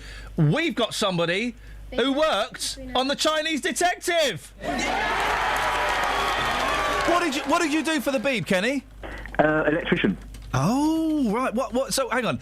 Did you work on the whole series of the Chinese detective, or just one? Yeah, most of them. Fantastic. Most of the ones that involved locations. What was David Yip like? He was a really nice guy. Yeah. Down to earth. Yeah. Very nice guy. And he did. It was nothing. I don't really remember the Chinese detective. It's a little. I'm guessing about 82. Right about that. Yeah. I was a little bit too young to watch that kind of stuff. And so the gimmick was literally, he was Chinese. Yeah. And he'd go around solving crimes in England. Yeah. Beautiful. Do you ever remember Hazel with Nicholas Ball? Sorry? Hazel, that was another detective programme. Do you know what? That's ringing a very faint, distant bell. Yeah, Nick Ball used to be in it, and I suppose his gimmick was his hair. He looked a bit like Ed Burns, that used to be the young one in sort of Sunset Strip. Hang on a minute. God, you're an old man, Kenny. I am an old man, yes. Hang on, TV detective. Because Hazel rings a very, very faint bell. Yeah, Nicholas Ball, that was. Okay, yeah, okay, vaguely. Hello. What other stuff did you work on? Christ, I'm still working on stuff now. Really? Yeah. What did you work on for the Beeb? Do you remember? The Beeb, we did. There were so many different programmes that I used to be an electrician, obviously, that went out on location with the truck, and it was great fun. But there was, I did Tenko. Do you remember Tenko? I do remember Tenko. Now listen, I've worked on film and TV sets. You electricians. Yeah, well, you electricians don't say it like that. No, come on, Kenny. We're the salt of the earth, you know. No, you're the laziest, biggest bunch of chancers in the TV and film industry. Has the union let you make this phone call, Kenny? The union's paying for it. Because with the greatest of respect, I have worked with electricians, and I've worked with some very nice electricians. But there's the catchphrase, of course, is, well, it's not my job. I know things have changed so much. Yeah, I know. Everybody does everybody's job. Do you know what, Kenny? There's probably a chance at some point you might have worked with my old man when he was doing stuff for the BBC. Thank you, Kenny. What are you working on now? I just finished a commercial for Tesco Mobile. Oh, blimey. And how's it going? Are you getting plenty of work, or is it a little bit tough? Oh yeah, now I'm 65 last year, so I don't want to do too much of it. You get those young best boys climbing up that ladder. Kenny, I really appreciate your call. Thank you, mate. Thanks a lot. Cheers. Bye-bye. Let's go to Biggers. Morning, Biggers. Where you going, Scoob? Flip it. Scoob, old buddy, old friend, old pal. But hang on a minute. Oh, flip it. Yeah. Thanks for calling, Biggers. Now, 08459 455 555. They were a gang of detectives. They weren't even detectives. They were just stoners. on the hunt for pizza, weren't they, the Scooby-Doo gang? Yeah, I think that's pretty much it, isn't it? Yeah, I think so.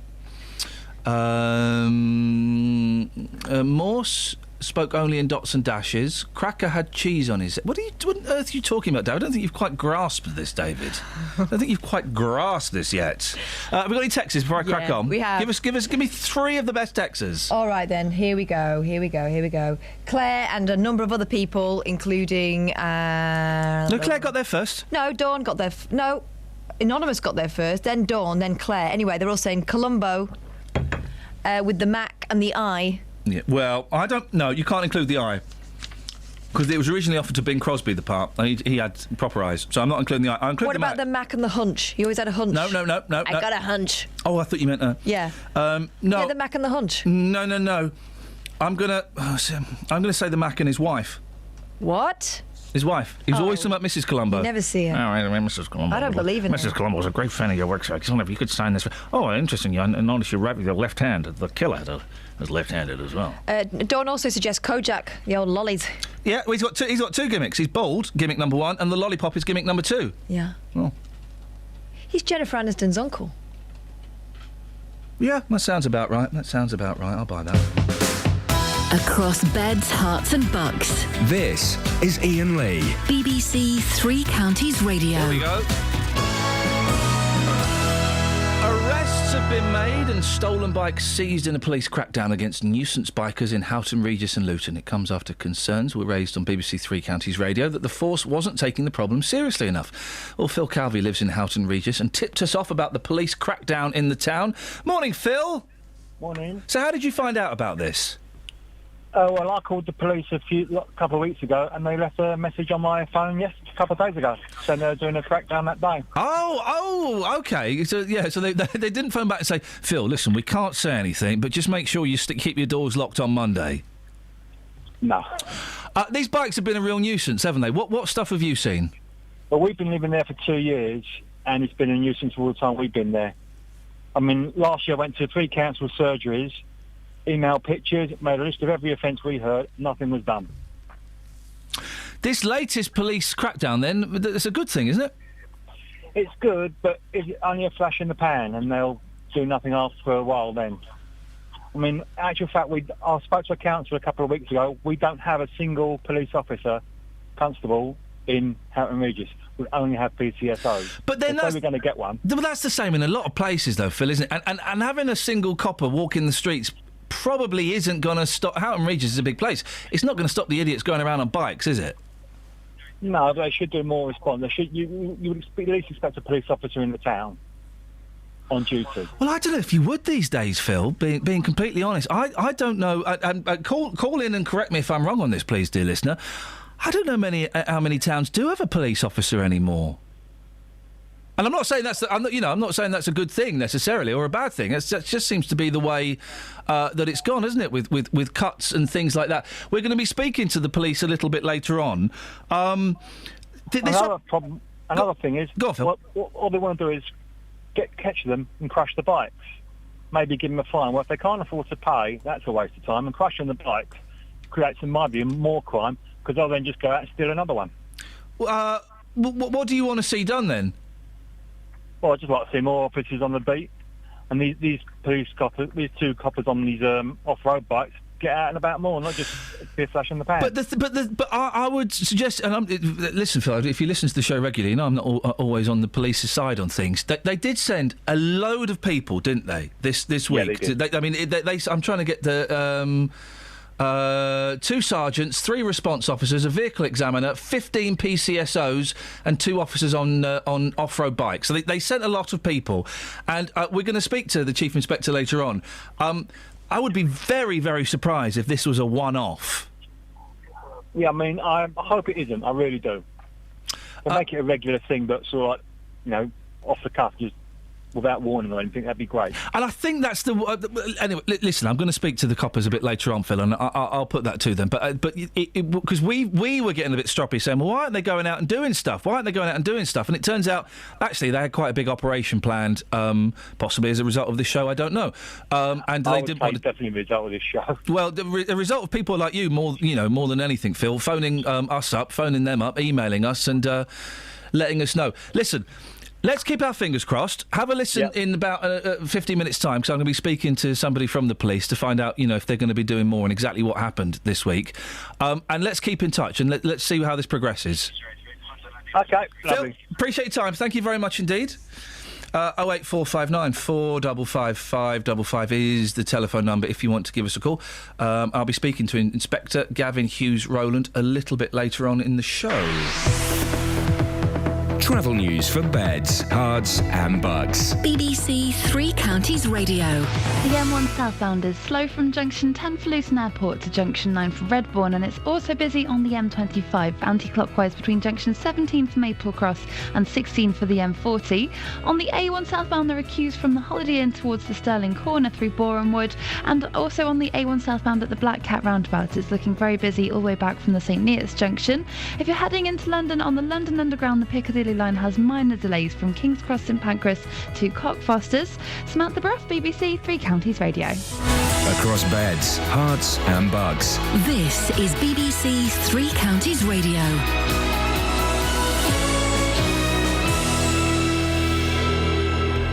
It's 7:30. I'm Simon Oxley. British Transport Police are encouraging commuters and rail travellers in the three counties to report sexual harassment.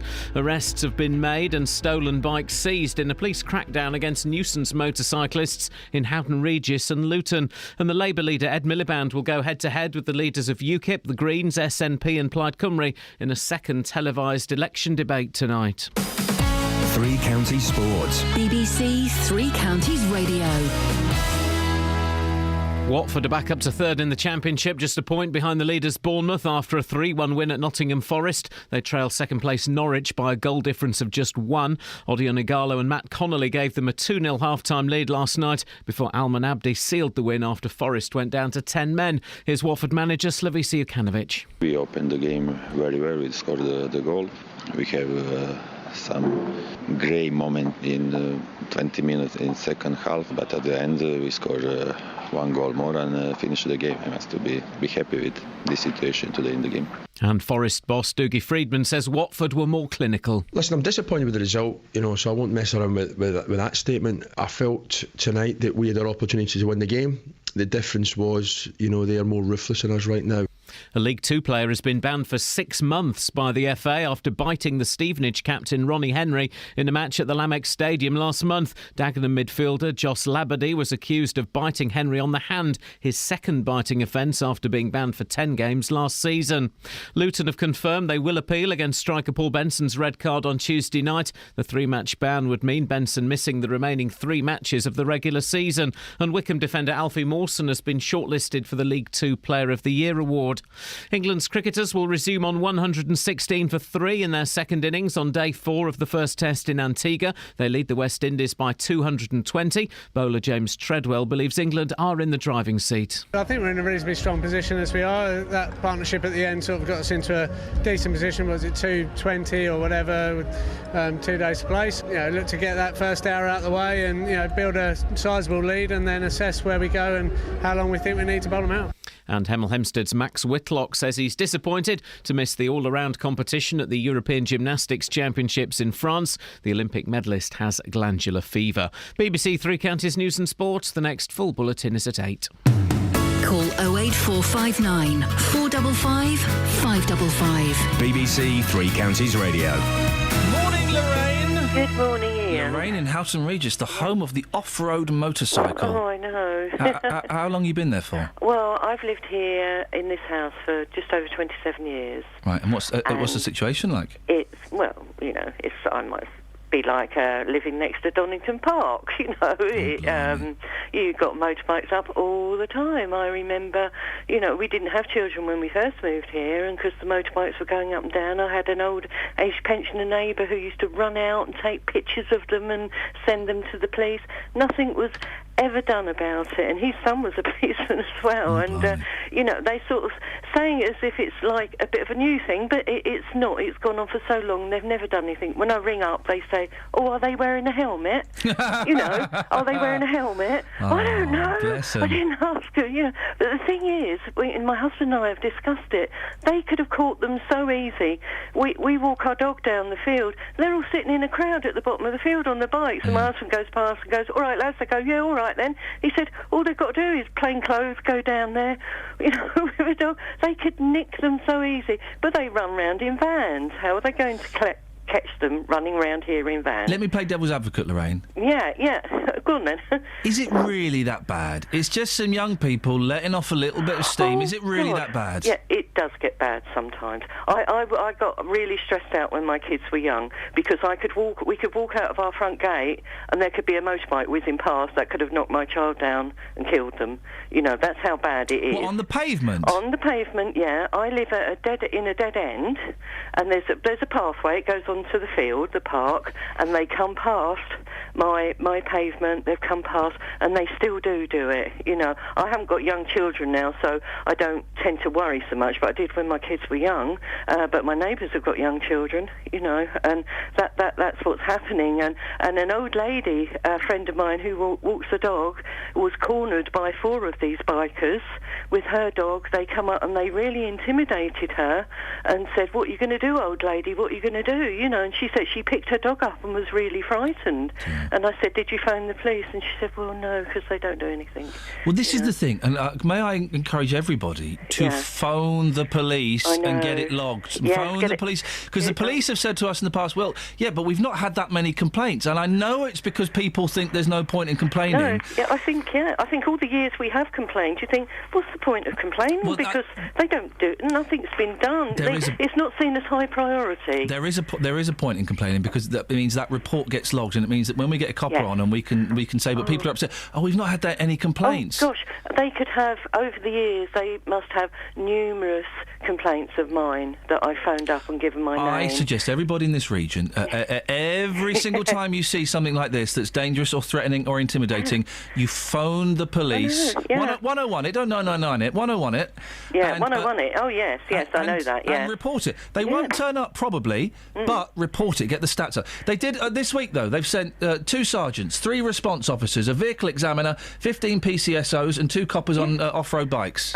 Yeah, and that's very good. But as I said to Catherine, they sent them Tuesday and Wednesday. The kids are all back at school. Why didn't they come last week? They were on Easter holidays, and they were going mad round the fields then.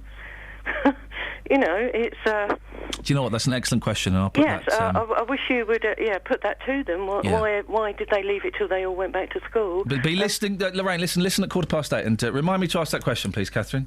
Why did they do it? Why did they not do it in half term? Yeah. Pretty obvious, actually. I hadn't even thought of that. Thank you, Lorraine. Dave. Good morning. How are you? I'm all right, Dave. Actually, I've decided I'm going for the beard. I was watching beard cultivation videos on YouTube yesterday. There's a guy called the Beard Doctor. He was a hipster. I liked his shirt. Does he have a medical qualification? I'm not sure. And I'm going to go for a little haircut today as well, Dave. So all in all, things are looking good. Well, you've got to keep yourself smart, Iain. Got to keep yourself smart. You're right. David, what have you got for us? I've spoken to you a couple of times regarding the off-road bikes. Just a couple of little stories. I sold an exhaust from my off-road motorbike. That must have been exhausting, mate. Very. It would be when I tell you what happened. Via a certain website, and the guy had to travel about 40 miles. I wasn't in. I said I'd leave it around the back of the house. Yeah. Just drop the money through the letterbox. Oh no, Dave! Only £25. I trusted someone. I know I shouldn't. I may not have been in, or I may have been in, so there was no 100% guarantee, and it was £25. It was sitting in my garage for about 4 years. I just wanted to get rid of it, have a garage clear out. Obviously, you know what I'm going to say. He come round, took the exhaust, no one was in, didn't leave my money. I texted him about 4 times to say, where did you leave my money? Prior to asking that question, he was texting me all the time, are you going to leave it there, are you going to leave it there? And then obviously when I texted him back saying, where's my money, no reply whatsoever. So, obviously it's still difficult to trust these young yobs. Well, I would imagine he's a young yob. It's only, Dave, yes, it's only 25 quid, you got off lightly, but come on, Dave. Come on, Dave. You're a sensible member of society. We all learn. Well, You learn not to. You might as well say just put a sign up saying there's 25 quid round the back by the bins. If anyone wants it, just go and help yourself to it. You silly sausage. Why didn't you get him to pay via PayPal or something? Because there is a reason. There is a reason for that, but I won't tell you what that is because it goes against the rules of the company Dave, that I was selling at. Dave, can I put forward a scenario to you? Go on then. You were advertising on eBay, it didn't sell. You then sold it to the fella made contact after the auction and you sold it to him outside of the rules of eBay. Excellent. Ladies and gentlemen, David is a prize plum. You silly sausage, David. I know. Well, I've learned. I won't do it again. Good lad. All right. Well done. Another thing, there is a lot of these off-road bikes. My two kids race in a motocross club in Oxford, and loads of stuff on Facebook of bikes getting stolen recently. Luckily, one guy got his bike back. It was stolen from his yard where he keeps it. But luckily, he was always taught to drain the fuel out of his tanks when he wasn't going to use it for a couple of weeks. So there was only enough fuel in the carburettor. So, of course, they stole it, started it, but it only got 100 yards down the road and it ran out. And then they obviously dumped it because it was too big for them to push, because I'd imagine they must have been young kids. Yeah. And it was just too heavy for them to push. So they they just left left it there. So, luckily, it's about a £4,500 bike. He did get back out of a bit of damage, but at least he got it back and he rode it the following week. Well, but, Dave, what are you, Dave? I'm a prize plum. Thank you very much indeed, David. Prize plum, silly sausage. Well done. Well done.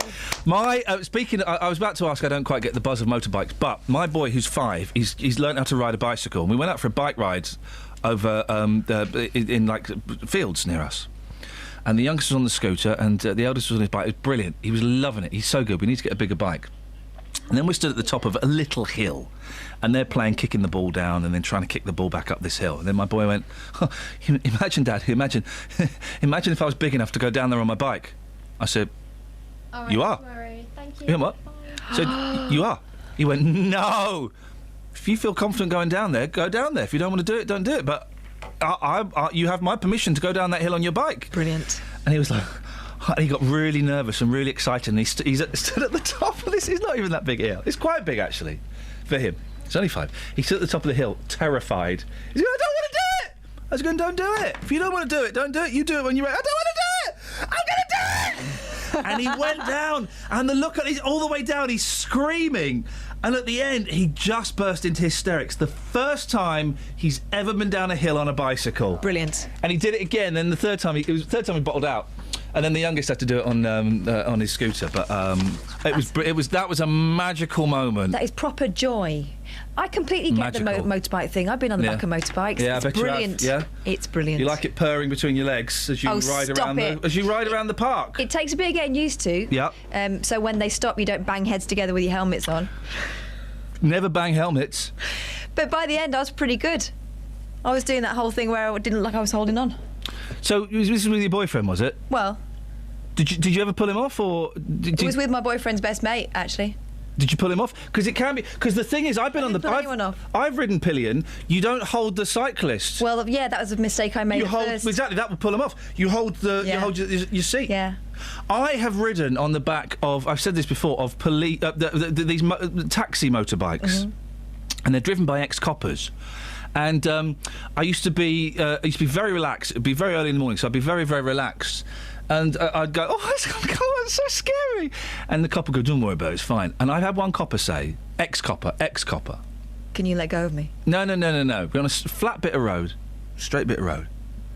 He said, do you want to see how fast this can really go? Oh! I went, I don't really, but yes, I do. We did a ton. I know, I'm not condoning it, it's illegal. A long time ago. It wasn't in this country. It was. No, it was. Shh. It was in London. London, Argentina. Yeah. And I did it with my eyes closed. It was the most terrifying, yet exciting, yet exhilarating, yet terrifying experience of my life. It's brilliant. I think if I didn't have children and someone who would resent me spending my money on it, I would definitely get a bike. I want to be in a sidecar.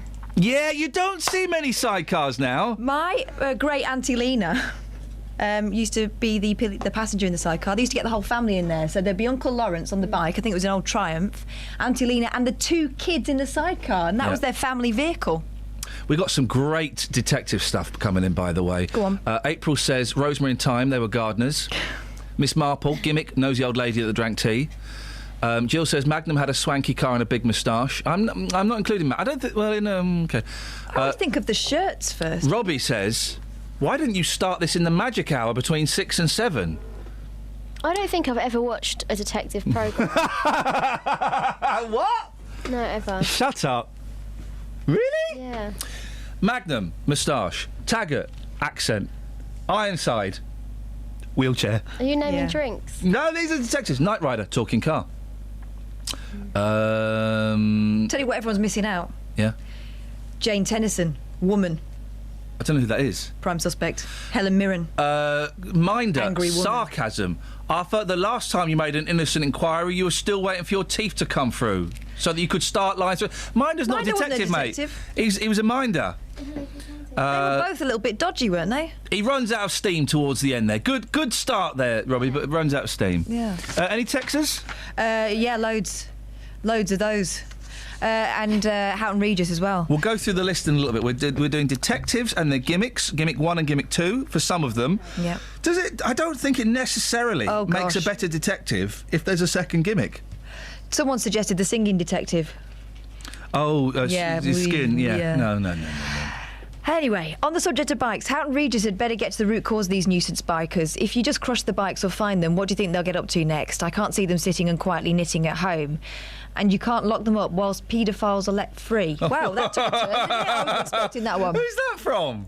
Marcia in Bedford. Where are paedophiles let free? Although saying that, there is an interesting case that's not going to be pursued that's coming up because the CPS don't think it's worth pursuing. Consult Twitter for more details. Yes.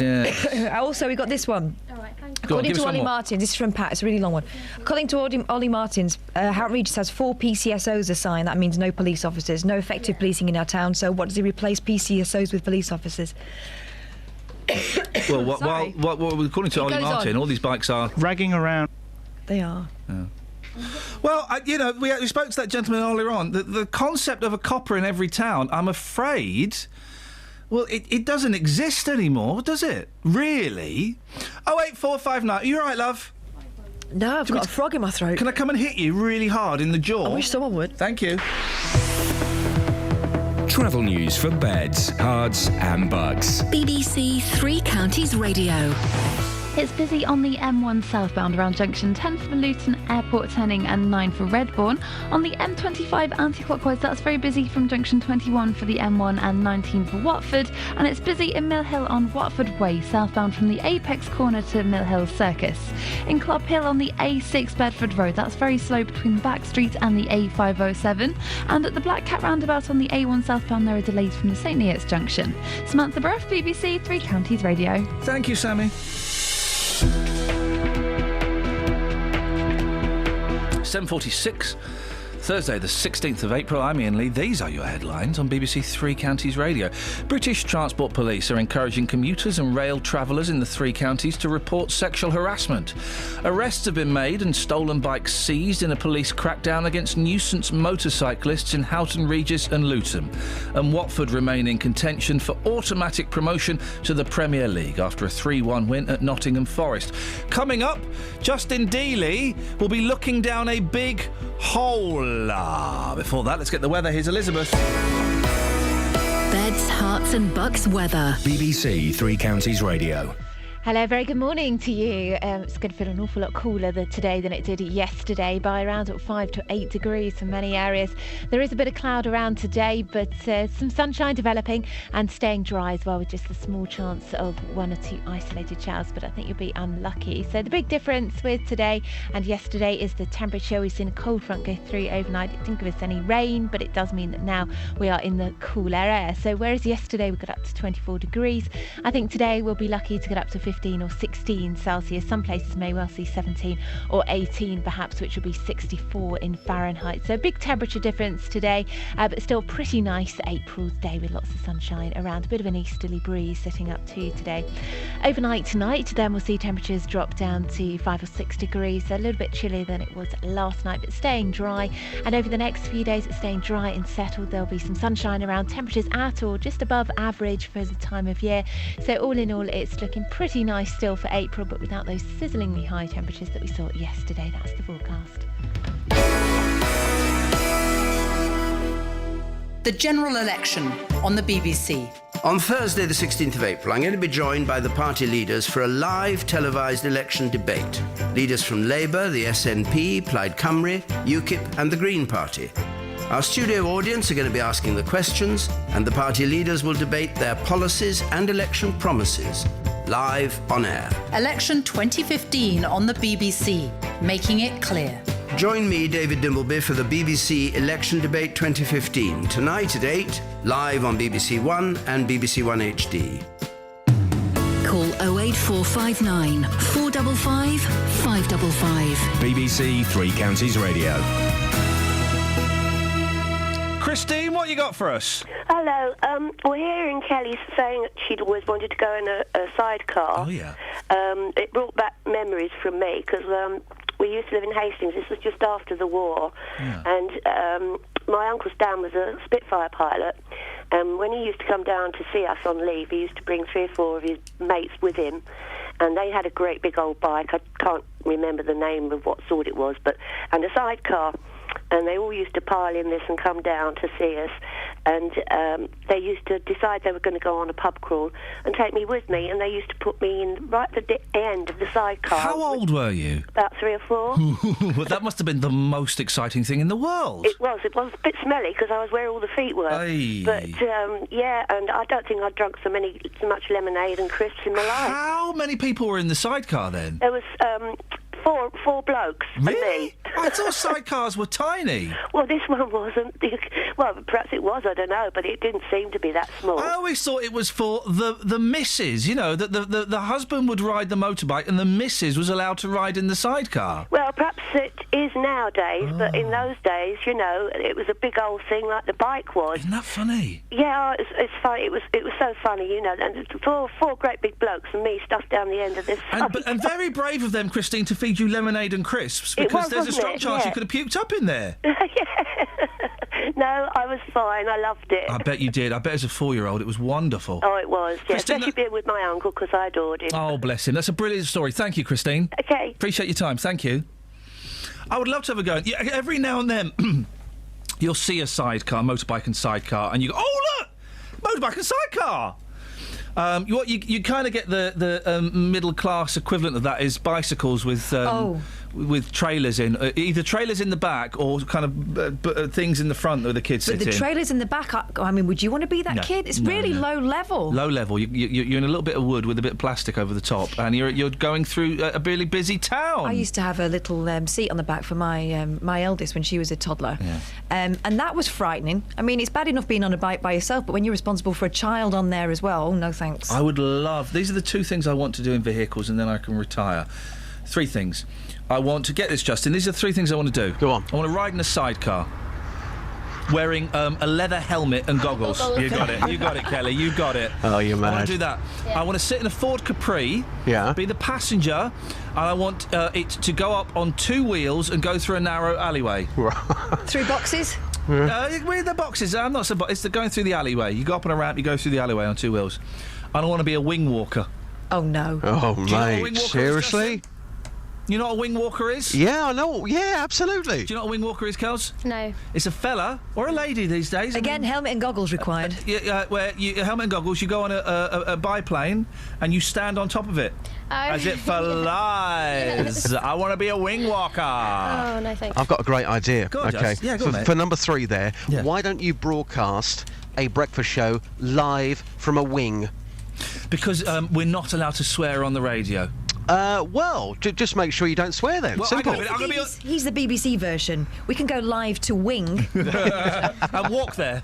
No, I don't. Actually, I genuinely don't fancy the third. I get a very upset head on the waltzers at the fair. I find them very confusing. Yeah. I think it's because I'm an artist. I think I'm a very sensitive brain, Justin. Yeah, absolutely. Now listen. Holes. Big holes. There are pictures on Facebook, pictures on Twitter. The funniest response to this yesterday on Twitter was there's a massive hole, right, appeared in someone's garden, and it's got some tape over it, and someone tweeted, yeah, nice one, Josh, you could have done a bit of a better job with the tape. Giant hole has been discovered in the garden of a block of flats in Leavesden in Watford. We say hole, this is a well. Yeah. The hole has been covered up using deck chairs. Yeah. Incredible, Justin, isn't it? you went there. Tell me what happened. Come on. This is Comic Close in Leavesden in Hertfordshire. I've been to meet Stephen Kempster, who discovered this hole/well. Utterly terrifying. Now, for those that do see the pictures on our Facebook page this morning and our Twitter page as well, yes, look at them, but trust me, they don't do this justice at all. Just this huge hole in the communal garden area there. It's got to be 20 foot. I'd planned to go there and do the interview from the bottom of the hole. When I got there, I completely changed my mind. You bottled it, mate? I did. There's no shame in being a massive bottler. No, yeah, I admit I bottled it, so I met Stephen, and maybe people have got similar stories, I don't know. Here's what happened when I went to the hole/well. Stephen, wow, we're standing by this hole. I'm actually going to stand back because now we've pulled everything away. That is utterly terrifying. It must be a good 20 foot deep at least. I was actually going to go down there. No chance. No, you've got no hope of going down that. If anyone fell down that, they'd be seriously injured, or even, obviously, a little child would be dead. What happened? Firstly, it was a neighbour's little girl running up and down the grass. And it was just bouncy, so they thought it was fun to run past. She went to the shops with her mum, and my little girl decided to do the same thing, but instead of running, she started to bounce just where it was. I see the ground start sinking further and further down, and I thought, it doesn't look good. So I moved my little girl out of the way and my little boy. I decided to have a jump, which I wouldn't recommend, and as I jumped, my foot went straight through it. At first, we thought we just found a rabbit hole or something silly like that. So I tried sticking my arm down, I lifted the flap of grass that my foot went through over, and I thought, that's not good, I cannot see the bottom of this. Yeah. So I lifted it a bit further and stuck my arm in, it went right to my shoulder. My boy made a joke about it, thought he found the Goonies hole. Yeah. Well, it does look like something out of the Goonies. Yeah. You're half expecting Chunk to come up there and say, hey, you guys. Yeah. Which would be quite funny. Yeah, I wouldn't recommend if anyone finds a soft pat in their garden to bounce on it at all. Unless you're like me and a bit silly and you want to injure yourself. But who in their right mind would think that you'd have a hole, you can't even see to the bottom, a hole that deep in a garden? You wouldn't expect something like that to happen, would you? No, not at all. And we've lived here 13 years. So you can imagine we played and been in this garden for 13 years and never known this hole was here. So whether they just covered it with a bit of plywood and then flopped the grass over it, and through years it's deteriorated and broke away, which appears to be what's happened. How old's your girl? She's only 4, just turned 4 in March, so she's only a little girl. So what next? Because at the moment you've got deck chairs and some plywood, which you, the residents, have put over this hole to keep it safe. What have the management company done about this? In all honesty, nothing. They basically said it's not their responsibility. How they can say that when we pay ground rent anyway? How much are you paying a month? I believe it's £90. That's 12 flats of £90. And they're saying it's not their responsibility. Yeah, it's quite unbelievable, really. So what's ground rent for? What do you pay ground rent for? But also, people must be scared, because if you and other people here have got young children, these communal gardens here, quite a big area of grass, so you must be now worried about letting your children play out here, because there could be more of these. Yeah, they're not allowed to play out here at the moment, unfortunately. Bearing in mind we're getting really nice weather at the moment, we can't let them out here, just purely for what you just said. Yeah. If there's one hole here, is there another one anywhere else? Seriously, this is quite extraordinary. I don't think I've ever seen anything like this in my life. I really haven't. When you took the plywood away, I'm genuinely shocked. Yeah. And it's not often I say that. Yeah, to be honest, I was very shocked when I took the flap of grass from my foot where it went through away and then put the camera down and took a photo. When I looked at my own photo, I was like, my God, if my child would have fallen down that, or even the next door neighbour's child who was running on it first. Yeah. Because sometimes we let them play out here and we can hear them. Yeah. We're not here with them. Yeah. Because it's quite enclosed. Yeah. All we would have heard was one big scream and then maybe nothing, because if they get to the bottom of that, it would have been it. Well, I mean, he should definitely at least get a discount on ground rent, as there is less ground to be renting. I know. Ian says on Twitter, it's not a well. Have you seen Aliens vs Predator? It's a tunnel to an ancient temple. Don't go down there, it'll kick off. It'll be interesting. I wonder if has anyone lowered a camera with a torch on it, or a night vision camera, and lowered it down there? Or a drone. Yeah, we could fly our drone down. It'd be interesting to see exactly how far it goes down and if there is anything in there. Well, it goes down, I would say, about 20 foot. I mean, after that interview, what I did to get the pictures was to literally put my head down the hole and put my arm down as far as it would possibly go. You, mate. Very brave absolutely, with the flash on. At the bottom, you can see it with the flash on. It looks like it's concrete. So to me, it looks like a well. But as Stephen was saying, he's lived there for 13 years. Now, that could have been a really wet day. His child would have gone through that, and I wouldn't fancy my chances jumping down that hole, let alone a 4-year-old child. Justin, excellent stuff, mate. Speak to you later. Thank you. Ta-ra. 08459 455 555. We've just had one more suggestion. Forgive me, I can't remember who this is from. On detectives and their gimmicks. Bergerac, he has an old car and he's in Jersey. The fella also said he was an alcoholic. Yeah, I don't remember that bit. Was Bergerac an alcoholic? That went over my head if he was. Hey, Matt, no, he was. I think he was Mr. Lover, wasn't he? Travel news for beds, cards and bugs. BBC Three Counties Radio. On the motorways, the M1 southbound's very busy from junction 10 for the Luton Airport Spur Road and 9 for Redbourne, and the M25 anti-clockwise is slow from junction 19 for Watford towards junction 15 for the M4. In Amersham on the A355, it's very slow now between the A413 at Amersham and the A40 London Road at Beaconsfield, and in Stevenage on Broadhall Way, that's looking quite busy in both directions between the football ground and the A1M. On the train lifts, there's no major delays showing up at the moment, but in London, the Piccadilly line has minor delays between King's Cross, St Pancras and Cockfosters. Samantha Bruff, BBC Three Counties Radio. Sammy, thank you very much. So detectives and their gimmicks. If a detective has two gimmicks, does that necessarily make them better, or does it muddy the waters a little bit? 08459 455 555 and your sidecar stories, please. Let's get the news now. Here's Simon Oxley on BBC Three Counties Radio. Local and vocal across beds, hearts and bucks. This is BBC Three Counties Radio.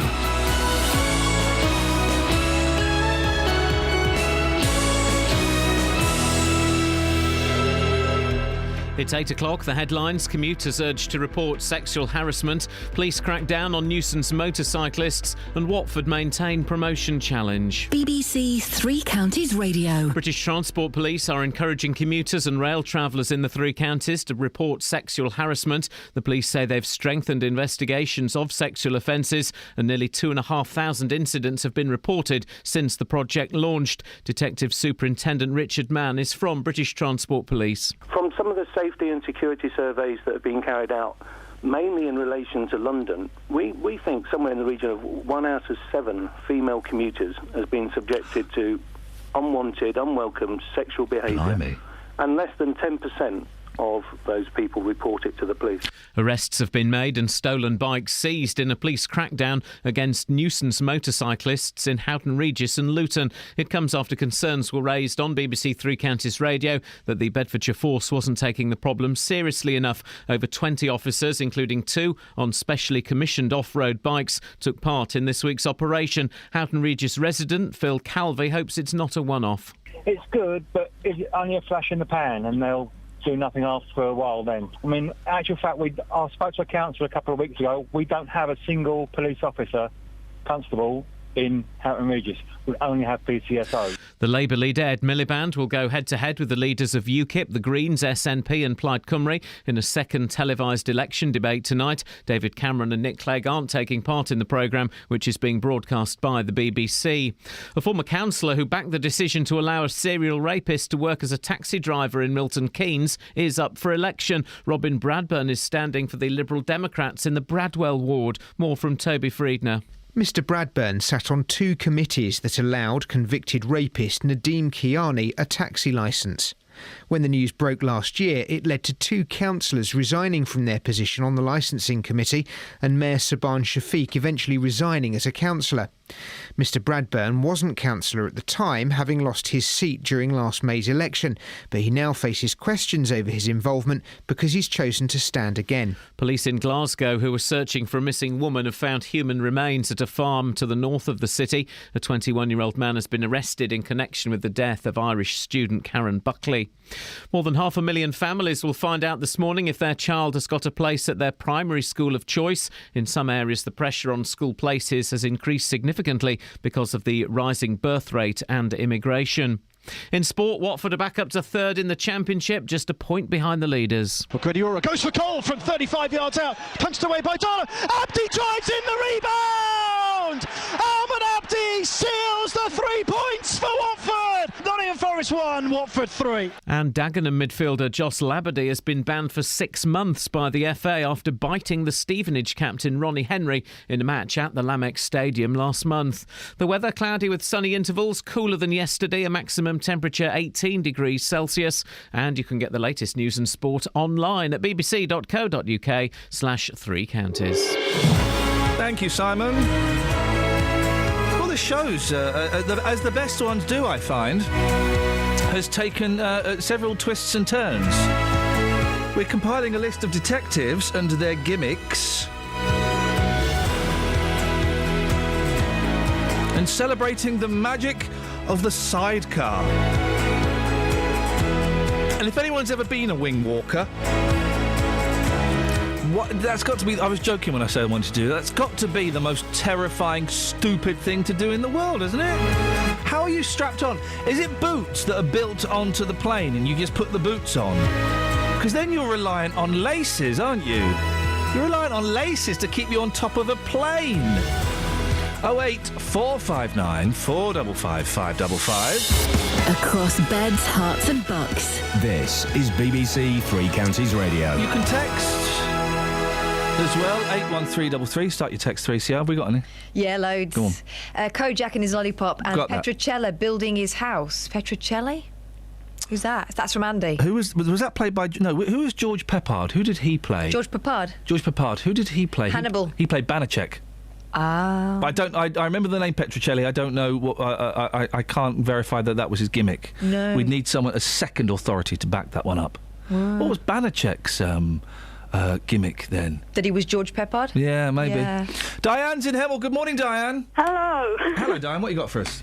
Sidecar story. Oh, man alive. You've not been in one, have you? No. Oh. But this, I don't know how to tell it without laughing. Back in the early 60s, my husband worked for a building firm, and the boss used to pick him up with his motorbike, but the sidecar was a chest of drawers strapped on and him strapped in it. Hang on a minute. Hang on. Why Catherine, has she passed our rigorous test? Why have you let a lunatic liar on the radio? Well, because it sounded like something from Last of the Summer Wine. Hang on. So a chest of drawers? Yeah, that was the sidecar. Oh, right, OK, so hang on. It was turned on its back, I'm assuming, was it? So the chest of drawers would be lying on its back, the drawers removed, so it was like a hollow wooden box? Yes. And how was it attached to the motorbike? Just strapped on. I don't know how it was strapped. And what did it have underneath it? Roller skates or something? Skateboard. That's brilliant. And mad. I mean, there was no crash helmets, anything in them days, so, you know. and your husband, did he ever question this? Was he quite happy to do this? I think it was just off they go laughing. You know why we can't do that now? Oh, no. Is Europe and... I think it's just gone politically correct. Of course it has. That's the reason we can't do that now. The big question is, where did this guy keep his socks? And your husband was fine? He was never seriously injured in this ridiculous contraption? No. Diane, that's such a wonderful story. That's Thank from you. a cartoon, isn't it? That's not real.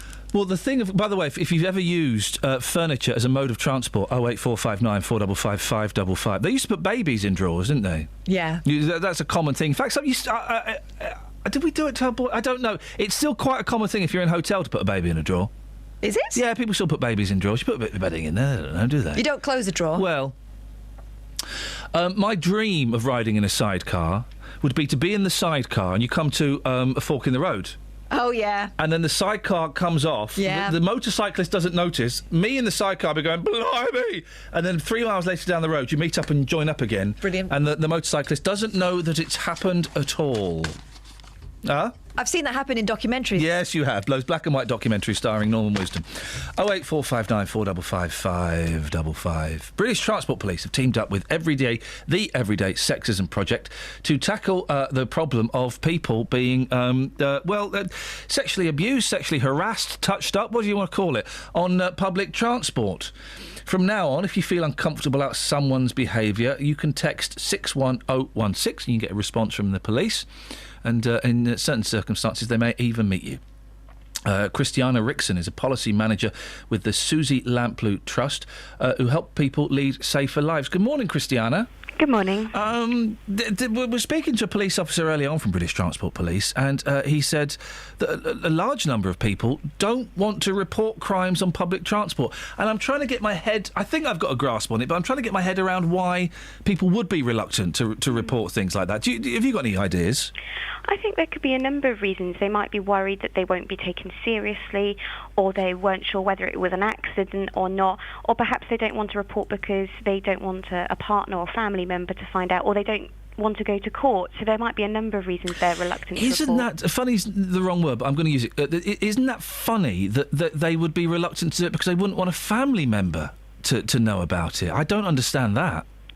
I think it's a very complex crime if you experience a sexual assault or unwanted sexual behaviour, and sometimes victims can be made to feel like it's their own fault, and that's completely not the case. I think that's why this campaign is so important, because because British Transport Police and TfL are saying it's not your fault. The police will investigate it and take it seriously. Do you know what, actually, I completely retract what I just said. I was saying earlier on the show, when I was 15, 16, one of my first times in London, and me and my friend, we were a little bit drunk, and there was a horrible situation with some horrible bloke who ended up touching us up on the train. And do you know what? I didn't tell my parents about it because I thought, it's my fault and I shouldn't... it's all my... It's interesting, isn't it, the psychology behind it. This campaign, it's encouraging people to report these incidents. Is a text number really going to be helpful, Christiana, do you think? I think it will be helpful for some people want to report discreetly. It helps them report quickly. They might not want to make a phone call where they have to describe out loud what happened to them, and this way somebody can call them back at a time that's convenient for them. So I think it's a good additional reporting mechanism as well as the phone number that already exists. Of course, I would imagine a lot of these incidents happen on the London Underground, where there is no phone signal at the moment, although that's about to change, apparently. If a woman is in a situation like this, where she is feeling vulnerable or uncomfortable or feeling that someone is doing something that is inappropriate, what would your suggestions be? I think the important thing is to be as safe as possible, to try and get away from that person, try to make yourself aware to a member of transport staff, or if there's a British Transport Police member operating on the system, and if you can go above ground and make a report, then they might be able to pick that person up later on the journey. Christiana, I really appreciate your thoughts on this morning. Thank you very much, Christiana Rickson from the Susie Lamplugh Trust. The text number, if you do feel under threat or you feel that something inappropriate might happen on the British Transport, 61016. 61016. I mentioned there, just going off on a tangent, if you'll indulge me, you don't get phone signals on the Underground at the moment. They're going to change that. I read in the papers last week that they're going to install things so that you get mobile phone signals on the London Underground. Are you joking?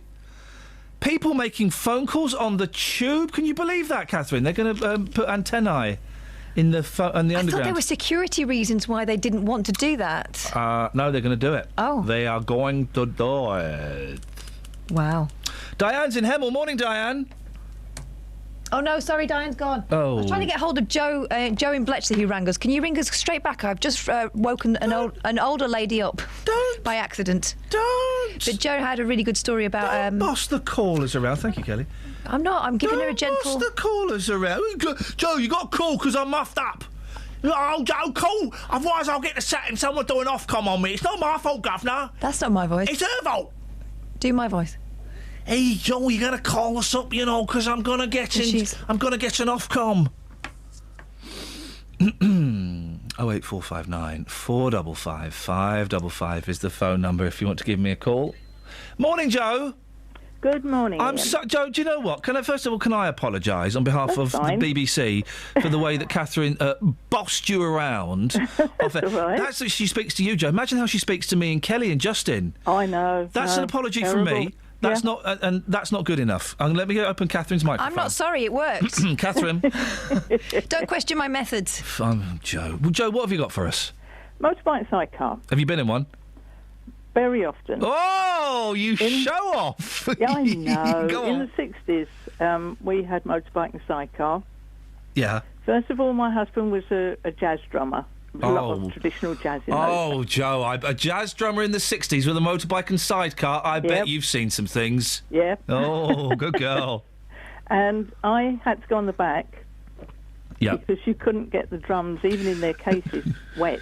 Oh, no. Me? Fine, that's all right. So hang on, the drums went in the sidecar. Oh yeah. Great fun. Oh, fantastic! Kids come along. Yeah. Obviously, I didn't go out to the jazz clubs and things then because I had the kiddies to look after. Yeah. But we went anywhere. 3 kids in the sidecar. Yeah. 3 kids and a cat. If we went away for a weekend and took the cat with us, me on the back. Great fun. So did you ever actually get to go in this sidecar, Joe, or did you just get to look at it longingly and think, one day when his snare and his toms aren't in there? No, I did go in there when we weren't out at jazz clubs, when we were going away on holiday or shopping.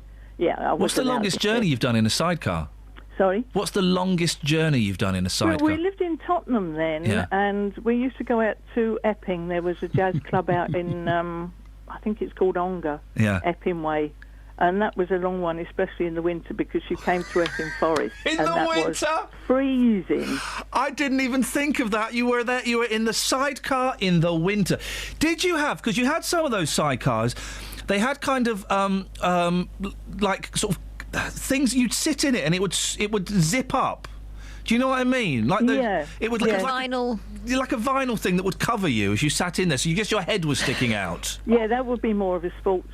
Right. Sidecar. Oh, okay. This was a great big. The last one we had was a great big one. Yeah. That was more or less the length of the bike, and you could get 2 or 3 adults in that easy. What was your husband's name?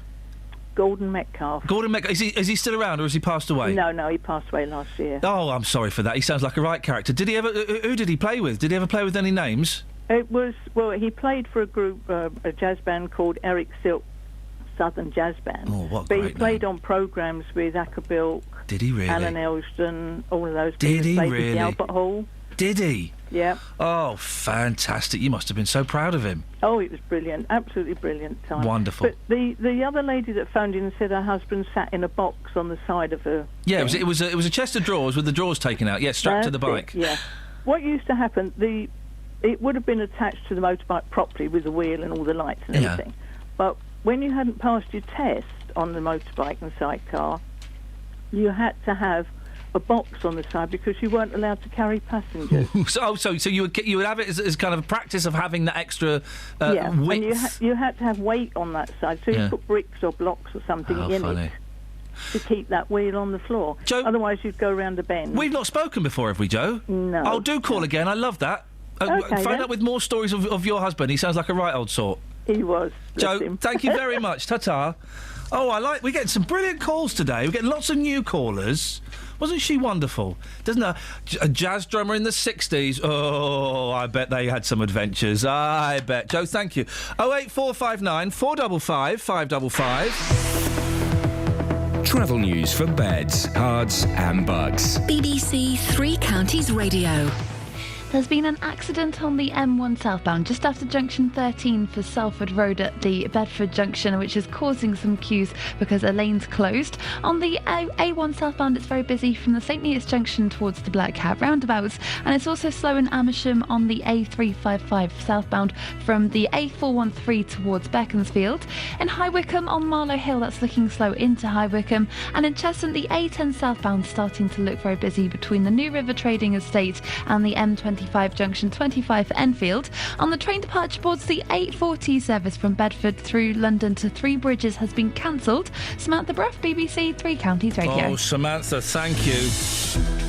Boy, oh boy, I just had an exciting thing whispered in my ear. I daren't believe it's true. I'll find out what it was in a minute. Right now, it's 8:17. It is Thursday, the 16th of April. I'm Iain Lee. These are your headlines on BBC Three Counties Radio. British Transport Police are encouraging commuters and rail travellers in the three counties to report sexual harassment. Arrests have been made and stolen bikes seized in a police crackdown against nuisance motorcyclists in Houghton Regis and Luton. And Watford remain in contention for automatic promotion to the Premier League after a 3-1 win at Notts Forest. BBC Three Counties Radio. Morning.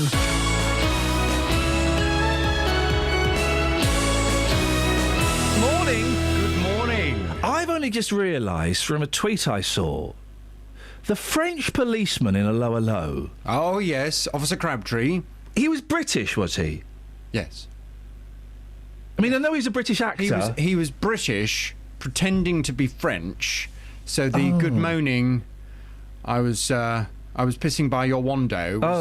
Dearie me. Was the attempt to talk French. Suddenly, it's not as funny. What? Why? Because I thought the joke was that he was he was just pretending to be a bad actor.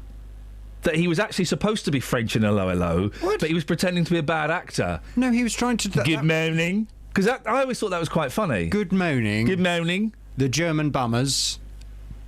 I mean, it was hilarious. But now I know that he was British in the programme, it's not quite so funny. I once saw him on Noel's house party, right? Oh, yeah. And he was the guest. And it was really weird. I don't know if he knew it was going out live. I think he thought it was a rehearsal. Because he did it in an English accent. He just went, oh, so we've got the police officer from a Lower... Everybody! Yeah, good evening, Noel. And he just did it English, and Noel was getting really, really angry. Does anyone else remember that? It's a very obscure thing to have sunk into my skull. I think it might have been a joke. No, it wasn't. It wasn't, because Noel was getting really angry, and he cut it really short. That's it was not like weird. Noel, is he it? was all dressed up in character, and he did it. Anyway, we've got a guest. Sorry, I'll stop wittering. What's on your show this morning? Burglary this morning. Oh, hello, yes. We won't be talking about Hello or Officer Crabtree from 9. You'll cram it in somewhere. If there's a woman who's got a name that's connected with it. We'll get those German bummers in there somewhere. From 9 this morning, have you been burgled? It takes on average 8 months for people to feel safe again in their home after being the victim of burglary. That's according to new research by Victim Support. The figures also show that 1 in 10 people who've been burgled resort to moving home after the crime and will receive counselling via their GP. 789,000 burglaries were carried out in England and Wales last year alone, and over a third of those questioned by Victim Support had been burgled on more than one occasion. Blimey. So we can conclude that burglary is unfortunately all too common and can have a devastating effect on the victim. Well, I speak, and I'm touching wood as I say this, because I just think it would be absolutely awful to be burgled. I think it must be one of the worst things ever. And I don't know about you, Ian, but when you've got a nice house and you've kind of got it all the way you want it, and you've got all your nice things in there, and you've got your nice carpet and everything else that you want, just the very thought of someone coming in, even if they didn't steal anything, just the thought of them coming in and just walking in your house, being in your living room when you're not there without your permission. But it must just feel... you must feel so violated. It must feel absolutely dreadful. And I can absolutely understand why so many people have to seek counselling, and why probably an awful lot of people decide that they don't want to stay in that house anymore. Well, from 9 this morning, I'd like your views, your experiences, your stories, please. Have you been burgled? 08459 455 555. We'll discuss it from 9. This is Iain Lee on BBC Three Counties Radio. Now, arrests have been made and stolen bikes seized in a police crackdown against nuisance bikers in Houghton Regis. It comes after concerns were raised on BBC Three Counties Radio that the force wasn't taking the problem seriously enough. Well, Chief Inspector Gavin Hughes-Rowland promised to come back on the programme when he had an update for us, and he has an update, and he is back on. Good morning, Chief Inspector. Good morning, Ian. So what exactly has been going on? Well, we ran a series of operations over the last 2 days in Dunstable, Houghton Regis, and just over the border into the Luton area. And we invested significant amount of resources in doing so, and we've had some really positive results. So how many bodies were over there, and what exactly did they do? Well, in the Houghton Regis, where obviously we've spoken about before, and there's been particular concern, we had an inspector, 2 sergeants, a number of response officers, roads policing officers from our Triforce collaborative unit, a vehicle examiner, and 15 PCSOs, all committed to the operation on Tuesday, and they were all out and about from 3 p.m. into the late hours on Tuesday, dealing with these issues. How many arrests were made? 2 arrests were made during the operation. A number of bikes, I believe 2 bikes were recovered, and Section 59 notices were issued to What's those a Section 59? I don't know what that means. That essentially means that the legislation means that when we see somebody with an off-road vehicle away from the road, we have to give them a warning first to say, this isn't allowed, it's against the law. We issue them with that notice. If they're seen doing that again at any time, we're then empowered to seize that vehicle and have that crushed. Are you happy with how it all went? I'm very happy with it, and one thing we did notice in Luton yesterday, that there was very little activity with the off-road vehicles. Our messages were getting out, the public were really pleased to see us there, and hopefully a similar response was seen in Houghton Regis. An email has literally just popped up on my screen. I'm reading this as it's come in. Iain, there was a big police presence in Houghton Regis on Tuesday regarding nuisance bikes. However, the so-called culprits were out in force last night, riding their bikes around the area till all hours. We'll be back. That's all I can say. We will be back. Okay. And yes, we will miss some of them, Iain. Yeah. And unfortunately, if I had the resources to put people there every night of the week, I certainly would do. But it is a clear message from me that we're planning already through May a number of these. Okay. Unfortunately, we do need some dedicated resource to help us do this effectively, but we will get them eventually. We spoke to a caller earlier on, Gavin, who said, listen, it was great that they came. I saw them there. Brilliant. Loads of them. And, it certainly shut a lot of people up. Why didn't you do it during half-term? Well, the problem started before half-term, and it's not necessarily related to half-term. As you know, you were talking about the issue on your show a long time before half-term. We did plan the event very carefully. As I've mentioned, we needed specific people with specific skills to make this work effectively. Yep. And Tuesday was the earliest date we could get those in one place.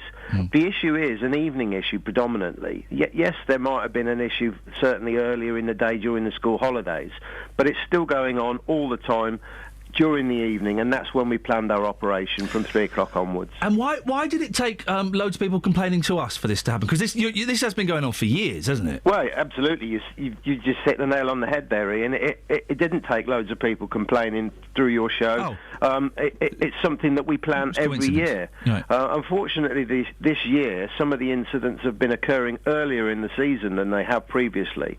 In the last number of years, we've always run a number of these operations from late April, May onwards through the summer months. It just caught us a little bit unawares first thing this year when it started as early as March. So we have had to react to it, absolutely. But I'd want to reassure the people of Houghton Regis, Dunstable, Leighton Buzzard and parts of Luton that it's not something that we take lightly, and we will respond to it appropriately. And there's going to be more of these kind of things. Obviously, you can't tell us when. The element of surprise. Yeah, absolutely. One of your top weapons. It will be a surprise to them, but I can they can be rest assured that if they're out on their bikes, they're running a risk of coming across another operation like this. Gavin, well done. Listen, best of luck, because I've spoken to the people who this is an absolute nuisance for. Maybe we'll speak again after the next operation. Yep, smashing in. And to say, you're welcome to come out and have a look at one of the operations if you fancy it. Do you know what? Yeah, do you know what? That's a cracking idea. Speak to my producer, Catherine, and we'll sort that out at some point. Super. Thank you very much. There you go. Chief Inspector Gavin Hughes-Rowland. Because sometimes you get people that say, no, I'll definitely come back on the programme. And then you can never get hold of them again. Who was the Barnfield College? We'll definitely the Barnfield Federation. We'll definitely. We will definitely come back on the show. And then we never heard from them again. We couldn't get our calls put through. So, Gavin, I appreciate that. Thank you. Yeah, we will send someone out on an operation with you. Are there sidecars involved? Can I go in a sidecar? 08459 455 555 is the phone number. 81333. Start your text 3CR if you would like to do that. Catherine can't go out on that, I'm afraid. On what? You can't go out on that operation. You going to that fella's house with the cats? Oh, David? I'm busy. When? No. When are you when is that? Seriously, when is that happening? No, don't do the shaking of the head off microphone thing saying, actually, Ian, I don't want to talk about this on air. I know what that head shake means. I'm just saying, no, I'm doing the head shake because obviously I have childcare commitments. You're doing the head shake that is, I don't actually want to talk about this on air, and you're actually really annoying me. No, that's not that head shake. What did you mouth then? The head shake, the head what shake... What did she mouth then, Kelly? I don't know. The head shake I do when I don't want to discuss something on air. She said, I don't want to go there. Oh, no, you're out of order. Go to his house, look at his cats. I think that people want to hear you. If you do that... it's called the Iain Lee Show. People want your take on these things. If you do that well, I'll let you go out with the coppers on their motorbikes. No, you're all right. I think that, again, it's something that you should be doing. You can ride pillion. Just don't grab hold of his helmet, all right? Travel news for beds, cards and bugs. BBC Three Counties Radio. On the M1 southbound, there are delays from the Milton Keynes South turning to junction 13 for Bedford. That's because of an accident involving 3 cars, which is causing some delays. The M1 southbound's very busy as well at junction 10 for Luton Airport Spur Road, and in Mill Hill on the A1 Watford Way. That's looking slow southbound from the Apex corner towards the Mill Hill Circus at the Broadway. In Cheshunt as well, the A10 southbound's building up from the Turnford junction towards the M25, and the A1 southbound's looking busy at the Black Cat roundabout, particularly from the St Neots junction. Samantha Bruff, BBC Three Counties Radio. Sammy, have you ever ridden in a sidecar? Never. I would love to though. Wouldn't it be fun? I would like to be, and I'm not in any way coming on to you. Right. Not after the official complaint you made.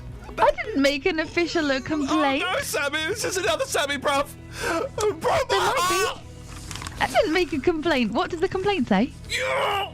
I would like to be that kind of couple that go around on weekends and motorbikes and sidecars and go to national heritage sites. Oh, I've got some family that do that. Really? Yeah. Why did you have to complain about Miss Abby? I thought we had something special.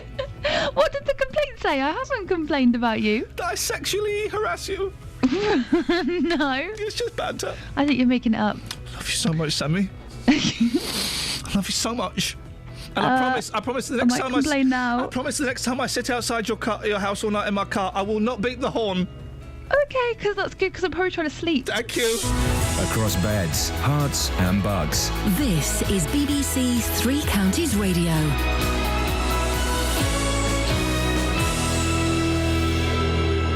It's 8:30. I'm Simon Oxley. British Transport Police are encouraging commuters and rail travellers in the 3 counties to report sexual harassment. Arrests have been made and stolen bikes seized in a police crackdown against nuisance motorcyclists in Houghton Regis and Luton. And the Labour leader Ed Miliband will go head-to-head with the leaders of UKIP, the Greens, SNP and Plaid Cymru in a second televised election debate tonight. 3 Counties Sports. BBC Three Counties Radio. Watford are back up to third in the Championship, just a point behind the leaders Bournemouth after a 3-1 win at Nottingham Forest. They trail second place Norwich by a goal difference of just 1. Odio Nigalo and Matt Connolly gave them a 2-0 half-time lead last night before Alman Abdi sealed the win after Forest went down to 10 men. His manager Slavisa Jokanovic. We must be positive because we are under this type of the pressure. I believe in my team. We are enough strong for continue to play with confidence, for believing our possibility. And the Forest boss, Dougie Friedman, says Watford were simply more clinical. Listen, I'm disappointed with the result, so I won't mess around with that statement. I felt tonight that we had our opportunity to win the game. The difference was, they are more ruthless than us right now. A League Two player has been banned for 6 months by the FA after biting the Stevenage captain Ronnie Henry in a match at the Lamex Stadium last month. Dagenham midfielder Joss Labadie was accused of biting Henry on the hand, his second biting offence after being banned for 10 games last season. Luton have confirmed they will appeal against striker Paul Benson's red card on Tuesday night, and Wycombe defender Alfie Mawson has been shortlisted for the League Two Player of the Year award. England's cricketers will resume on 116 for 3 in their second innings on day 4 of the first test in Antigua. They lead the West Indies by 220. Here's Jonathan Agnew. England are closing in on a match-winning position after a familiar wobble at the top of their order. Trott avoided a pair but was caught behind for only 4, while Cook checked an off-drive and sliced a catch to Gully for 13. When Bell was run out for 11, England were 52 for 3, but were rescued by root, balance and some erratic West Indian bowling that helped the Yorkshire pair to get away. Anderson claimed the final wicket of the West Indies' first innings, so is now only 2 away from beating Botham's record. And if England can continue to bat positively, he should be running in again by tea time, hoping to both break the record and set England on their way to winning the match. BBC Three Counties News and Sport. The next full bulletin is at 9. Text 81333. Start your message with 3CR. Texts will be charged at the standard network rate. BBC Three Counties Radio. Let's speak to Lisa, and then we'll have a little recap on where we are. Morning, Lisa. Hi, morning. Lisa, you called in about this story that British Transport Police, they're not launching a text number, they've had it for about a year, but they're encouraging people to report if something inappropriate sexually happens to them on British Transport. This has happened to you, has it? Yeah, it did. It was probably about 10 years ago. I was coming home from London. I used to go to London quite a lot, and I was coming home on a Sunday night between 6 and 9 o'clock. Sat down on the carriage. There was no one else in the carriage. A guy got on one of the stops. He sat opposite me. I had a big duffel coat on, didn't really pay much attention. Next thing I know, within 5 to 10 minutes, I could hear a noise coming from his direction. Yeah, and I kind of looked sideways across to him. He wasn't really moving that much, but I looked at his trouser leg, and I could see that he was aroused. At that point, I just panicked and I just froze, and I was facing the window and I just didn't know what to do. So I tried to look without him noticing I was looking, and all I could hear was obviously a bit of groaning, etc., etc. This went on for the remainder of the journey for about 45 minutes. As it was all happening, I could just see a big lump in his trousers. Okay. Lisa, I'm just remember we've got young ears listening. Is all I'm going to say. Yeah, sorry. It's all right. I think we have the image. Yeah, it was pretty intense, and I was petrified. I was going to say, how did you? You must have been terrified. Yeah, I'm quite a confident person. I deal with a lot of people. Why did you not get up and walk away? I don't know, because I just couldn't believe it was happening, and I kept trying to look, and I was like, is this happening? Because I couldn't really make out 100%. What I could hear was the kind of noise every now and then, blah, blah, blah. And so I just put my duffel coat up and my hood up, and I just faced the window. And then occasionally every 10 minutes I would... The big thing of it, I was just petrified. I just wanted my stop to come. Anyway, got to my stop. It was one of those 6-seater things. So moved away from him, got off the stop, and there was a guy checking people coming off and on the train. And I said, look, this guy, you can see him through the window. I said, quickly have a look. I said, I'm sure he's actually doing something that he shouldn't be doing. He just found blah, blah, blah. The guy, he said, is that guy there? He goes, no. He goes, love, that's fine. He works here. Oh, no! Yeah. And I was early 20s, very naive. And I was like, I was shocked more than anything. And to this day, I still remember this story. And it does petrify. Now, I wouldn't obviously tolerate it. I'm a lot older. But, I just think these young girls that do... The reason I didn't report it was I didn't know who he was. I didn't get a proper look at his face. If I had reported it, I just felt at that time no one's going to really take me seriously. They're never going to catch him.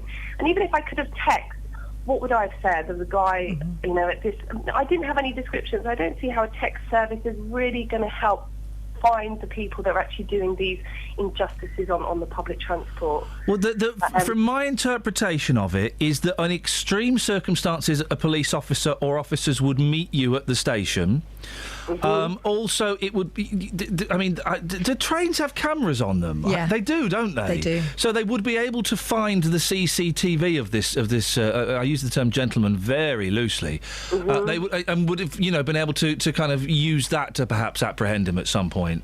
The instant that it's happening to... I suppose that the comfort of the instant, the time it's happening to you is that they will offer to call you back discreetly, or it may just give comfort knowing you're in communication with someone. But I don't know. I've had that happen to me as well, Lisa. I was a bit further away. He was around, I'd say, 3-4 feet away, and there were people in between who ignored it.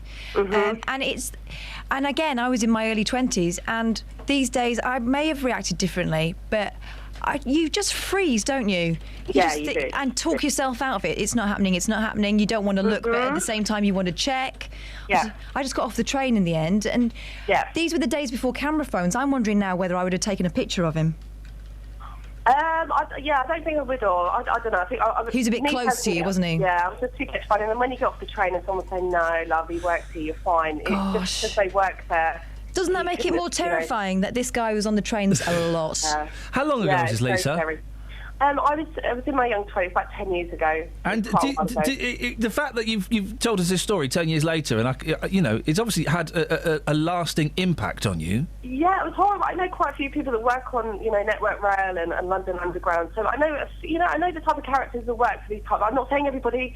I'm just saying, I do know quite a lot of people that work in that type of sector. So I do know what it's like, and it's a male-orientated environment, and I was made to feel a bit stupid, as if that guy would never have done that. Go on, move on, love, and that's how I was made to feel. So that's why I didn't report it. But I would just say now, if the young girl does happen to them, just make the phone call. Just don't let them get away with it. Don't worry about the text. Just do it, because if you feel that someone's done it, they've obviously done it. Do you know what? That's interesting, actually. Don't worry about the text, because I think I would be more inclined to dial 999. Yeah, then send a text, actually. I don't know why I should have brought that up with the officer. I mean, hey, listen, anything they can do to reduce this and catch these idiots that do it, that's great. But yeah, why would you not dial 999? Well, I suppose with the text you're going through to a direct service that knows that it's the British Transport Police. If it's 999, then it's the police and it gets filtered on, and you're talking about times... You phone up 999 and you say, right, I've got this fella doing what, this fella was doing to Lisa. I'm on this train and I'm going to be... we should get into Watford in about 15 minutes' time. See you there. I don't know. That's about having the confidence to do it while he's sitting right there. Yeah. We've got this. You don't believe they're actually doing it. I think that's the problem. You're always kind of 50-50 think. But obviously, if you see them red-handed, but I was kind of, is he or isn't he? Is he doing? And that's why I kept trying to look. But I did see enough to think he's definitely doing something very inappropriate. But was it enough for me to report it? I think that was another reason. Did I feel it was enough for the police to take seriously? And now I do believe it was very inappropriate. But at the time, being young 20, I was very naive and thought, he didn't touch me. He was just doing what he was doing. How am I going to prove it? And then the fella at the end makes it feel like, that you've made it all up. Yeah. Nonsense. Anne of St Albans has sent us this text through. It'd be interesting to know what you think about this one. Sexual assaults on public transport. Man assaults woman. She sees his face and reports him. He's arrested and bailed. He's on the train again the next day, possibly looking out for revenge. Would you have reported him? Well, otherwise he's going to be on the train the next day, possibly looking for something else, isn't he? I mean, that's definitely. I don't really understand what Anne's problem is with that. But. Lisa, I really appreciate you telling your story, okay, and also I appreciate you phrasing it in a way that wouldn't upset too many younger people. No, you were absolutely spot on. I just wanted to get in before it went any. You were spot on. So thank you for that, Lisa. Thank you very much indeed. And you know something else? The fact that we have to be careful about what we say doesn't mean that you shouldn't say it. No. There are so many women out there who shrug this off as just you file it under stuff that happens when you're a young woman. The only reason I interrupted was we have the young people will be listening, young kids. I didn't want mums and dads to have to answer awkward questions. But Lisa, you got it just on the right side. It was spot on. Thank you, Justin. Boss, morning. That was a bit of a call. I don't know if you heard Lisa's call there. That was a story. You've taken this to the streets. I have. I've been at Luton train station this morning, and I have to say, so many stories have come in. Not one lady I've spoken to has reported anything to the police. Not one. So we've got 3 stories coming up here again. Some of them are quite graphic. Here's what people had to say this morning. Madam, something very bad happened to you on public transport. Tell us what happened. Well, this person put his hand up my skirt, and I was very annoyed, and I gave him a good smack. So I just got off my seat and moved to another seat. I mean, it must have been terrifying. Yes, it was, because it was unnecessary and uncalled for. Did you report that to the police? No, I didn't. Can I ask you why you didn't? Because that's the main point that we're doing this feature this morning. Why didn't you phone the police? Well, I didn't think much of it. I thought it was trivial. This is absolutely outrageous. You were flashed at on a tube in London? Well, I was on the train, as I say. I was a bit tired, staring straight ahead, not focusing on what I was looking at at all. Could sort of see movement. Took no notice. Didn't even notice anyone sitting in front of me, to be honest. And then as I started to sort of stop staring into space and like wake up a little bit. I noticed that this man was flashing me. Looked around, nobody else on the carriage. Thought, oh God, got to get off. Got off, got on the next carriage. How scared were you? I was very scared. Once I realised there was no one else on the carriage, I was very scared. And when I got off, I was fine then, once I got in another carriage. But I was scared at the time, definitely. You, like every single person I've spoken to this morning, did not phone the police when this happened. What's the psychology behind that? Why didn't you phone the police? I think because it's a flash and you think that they're not... You didn't want to waste their time? Or? Yeah, I think it's that. I think you think, well, they're going to think, oh, someone flashed you, OK. But I do think you do feel you're wasting time for someone that flashed you. They'll say, well, what did he look like? What tube? You know, he's got off the train now. They're never going to find him. So I did feel like it would be a waste of their time, to be honest with you. Another horrible story, madam. He was on a train. It was late at night with your friend. And it wasn't just a man. A group of men came and sat next to you, started touching you and recording you. I think it was like they were drunk, so I was just waiting for them to go. And, you know, I felt intimidated, so you can't just stand up because imagine something worse happens. So I just had to wait for them to get off, and they never got off. So it was like a longer journey than it should have been. Clearly something I can tell from talking to you, which hasn't left you. Yeah, because it's terrifying. And it makes me think twice to take the train in the evening because you don't want to experience that again. Hang on a minute, just how many people did you speak to get those 3 stories? Not many. Not many at all.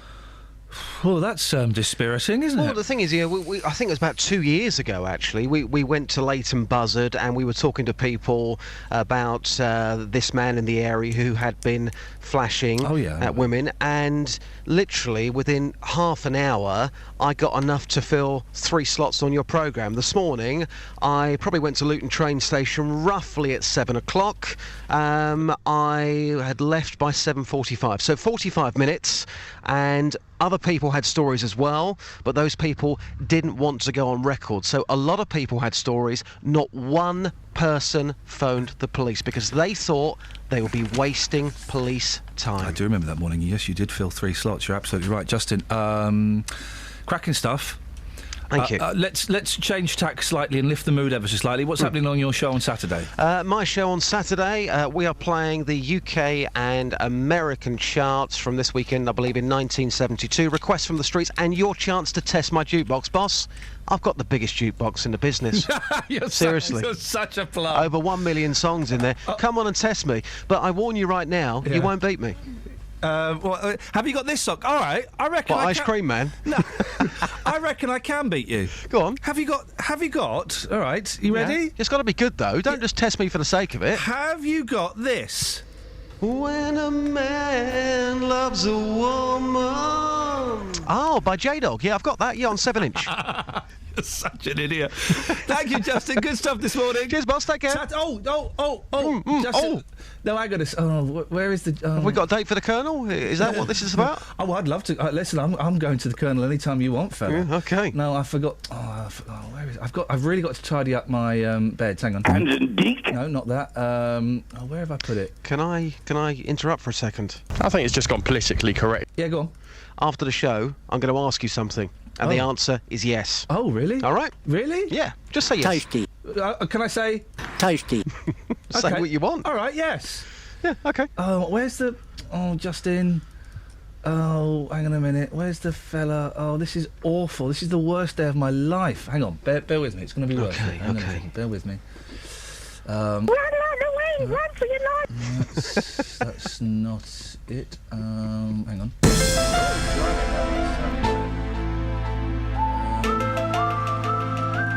I got my bottom slapped. No, hang on a second. Boom, boom, boom, boom, boom. Gosh, that's an old one. You can smell memories. No, hang on a second. Yeah, I got ages, yeah? The travel can wait a minute. This is much more important.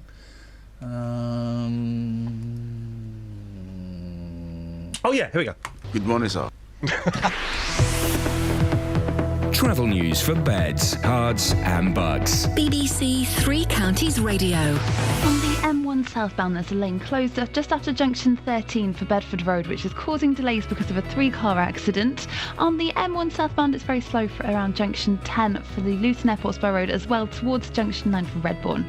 On the M25, it's busy between junction 18 for Chorleywood and 15 for the M4. The A1 southbound's looking very slow from the St Neots junction towards the Black Cat roundabout and into High Wycombe on the A404 Martha Hill. That's looking very busy too on the speed sensors. On the train departure boards, the 904 service from Luton to Three Bridges is cancelled. Samantha Bruff, BBC Three Counties Radio. Thank you, Sammy. 8:46. It's Thursday, the 16th of April. I'm Iain Lee. These are your headlines on BBC Three Counties Radio. Police are promising that this week's crackdown on nuisance motorcyclists in South Bedfordshire will not be a one-off. British Transport Police are encouraging commuters and rail travellers in the three counties to report sexual harassment. And Watford remain in contention for automatic promotion to the Premier League after a 3-1 win at Nottingham Forest. Patrick, stay there. We'll get your sidecar story after the weather with Elizabeth. Beds, Herts and Bucks weather. BBC Three Counties Radio. Hello, very good morning to you. It's not going to be as hot as it was yesterday. In fact, significantly cooler. Temperatures currently at 7 or 8 degrees Celsius. There's some sunshine out there. There's also a bit of cloud, and that's going to come and go through the course of the day. But it should stay dry with just a small chance of 1 or 2 isolated showers. But temperature-wise this afternoon, we're not going to see 23 or 24 that we got yesterday, but it'll be more like 17 or 18, which is still pretty decent and above average for the time of year. 64 in Fahrenheit. Overnight tonight, lows of around 5 or 6 degrees Celsius, again staying dry, and it will stay dry and settled for the next few days. The easterly winds picking up, so it will be quite a chilly breeze. I think that will strengthen over the next few days or so, but we'll see plenty of good spells of sunshine around, and temperatures will still be just above average for the time of year. That's the forecast. Every weekday morning. Coming up at 9 on the Big Phone In this morning, is it a good idea to make jobless teenagers work for their benefits? How would you like this country to stand up to President Putin? Are you surprised to see British people being blatantly racist? The JVS Show. I think we've got to get over this issue about racism doesn't exist. It has existed. It will probably carry on existing. What I wanted to say is they've got this completely the wrong way around. You know, that is also true. That is also true. You will always get some, but they are such a minority. I think the man's a buffoon. Get him up, get him out of bed, give him a sense of purpose. The JVS Show. Do you think we have got to, as a country, start taking this issue more seriously? Every weekday morning on BBC Three Counties Radio. Lonely texts. Yes. Let's have Texts about texts. Oh. Texts can be sent and received discreetly. This is about this British Transport Police initiative to get women to report sexual harassment on the train by sending a text. Caroline in Bedford says text can be sent and received discreetly. Police could meet the train and you wouldn't know you'd sent it. People are always texting while sitting on the train. And also Claire in St Albans says, remember that sometimes calling 999 can endanger you at that moment. She would have had to make the call in front of him and sit there until they got to the station. Yep. The text idea is good. Okay. We've also got loads of suggestions for detectives. Can I run through the list so far? Go on. Patrick, David, stay there. I'll come to you in a minute, I promise. So we're looking for detectives and gimmick. Their main gimmick, and if they have a secondary gimmick, we're also adding that. We're playing detective poker today. Chinese detective, his gimmick is he's a Chinaman. Monk, his gimmick is he's on a spectrum. Poirot, 2 gimmicks. Gimmick 1, Tash. Gimmick 2, Belgium. Holmes, gimmick 1, Deerstalker. Gimmick 2, he's boring. Kojak, number 1, bald. Number 2, the lollipop. Cadfael, gimmick 1 is a monk. Detective. Oh, gimmick 2. It was in medieval times. Yeah, medieval. All right. So no computers or phones. Inch high private eye. His gimmick is he's inch high. Inspector Gadget. His gimmick is his gadget. Columbo. Gimmick 1 Mac. Gimmick 2 wife. I can't believe you won't let me have the hunch. We're not putting any physical disabilities unless it's Ironside in his wheelchair. I mean the metaphorical hunch. Oh, I just got a hunch. Detective Bergerac, gimmick 1, old car, gimmick 2, Jersey. Gimmick 3, Mr. Lovejoy, Spender's gimmick. Do you know what Spender's gimmick was? I don't remember what. 2 gimmicks. I'm in Spender. 2 gimmicks Spender had. I'm going to write these down. He's got 2 gimmicks. See if you can work them out. 1 you should get easily. Spender. He can't hold on to cash. Oh, for flip's sake, mate. No, one is he's northern. Oh. And the other gimmick, and this was a gimmick at the time. He's a brother, is he? He was going through a divorce. Oh. Yeah, so he had the angst. He was spending. He had the angst of the divorce, and would he get to see the kids and stuff while he was solving crimes? Texas. Jack Regan, the Sweeney in that Mark I Ford Granada. I love that car. Still the best British crime drama, says Phil. What's the gimmick? The car? Yeah. The gimmick is surely the violence, isn't it? Yeah. Put your trousers on, son. You're nicked. You're nicked. Mrs. Columbo was a series starring Kate Mulgrew from Star Trek Voyager. No, it wasn't. And her gimmick was that she was Mrs. Columbo. I think it had 5 episodes before being cancelled as a bad idea, says Michael. Guys. Mrs. Columbo TV series. This sounds like the best show I've never seen in my life. But she did use... Boom shakalak! It's real? 1979 to 1980. Mrs. Columbo, wife of the famous lieutenant, solves crimes as a reporter while raising her little daughter. Oh, it rhymes. It rhymes. In many ways, it's like my life. Kate Mulgrew. Did he ever appear in it? No, I don't think... No, he should stay out in his own series. Oh, boy. If anybody can find me links for a Mrs. Columbo, that's my afternoon. Go on, what else we got? Steve, the Burley driver, says, I used to like Beretta. His thing was an unlit cigarette. He'd puff on it when the case became challenging. He also wore a silly hat. Ladies and gentlemen, Mrs. Columbo is on YouTube. I shall be watching that later on this afternoon. Whoa, that's brilliant! I had a text through anonymously, but it says Magnum PI, and then capital letters, short shorts. Did have short shorts. You And a moustache. could certainly see a lot there. Patrick's in Stevenage. Good morning, Patrick. Good morning. What have you got for us, boss? If you want to ride in a sidecar, you can come in mine. I beg your pudding. If you want to ride in a sidecar, you can come in mine. Oh my! Yeah. Well, first of all, Patrick. Do you have a full British driving licence? I do. Do you have a motorbike and sidecar? I do. How many people have died in your sidecar? None. How many people have been injured in your sidecar? None. How often do you ride your sidecar? Several times a week. Hey. Do you get funny looks, Patrick? Because they are a rarity on the streets these days. Yes, we do. Can I have a question? Yes.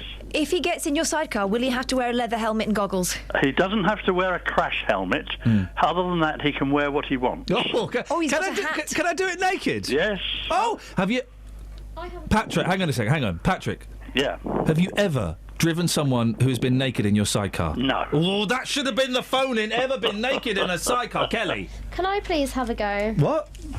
Yes, Patrick. of course you can. She's demeaning it slightly, Patrick. What? No. She's demeaning it slightly. The person who said it originally. I'll tell you what we'll do. Stole my Yeah, well, that's the way the cookie crumbles. Patrick. Yes. We'll take you up on that offer. Speak to Catherine. We'll sort it out. Okay. Thank you. Very, very. Who rides in it normally? Is it your missus? Yes, who is my it? wife.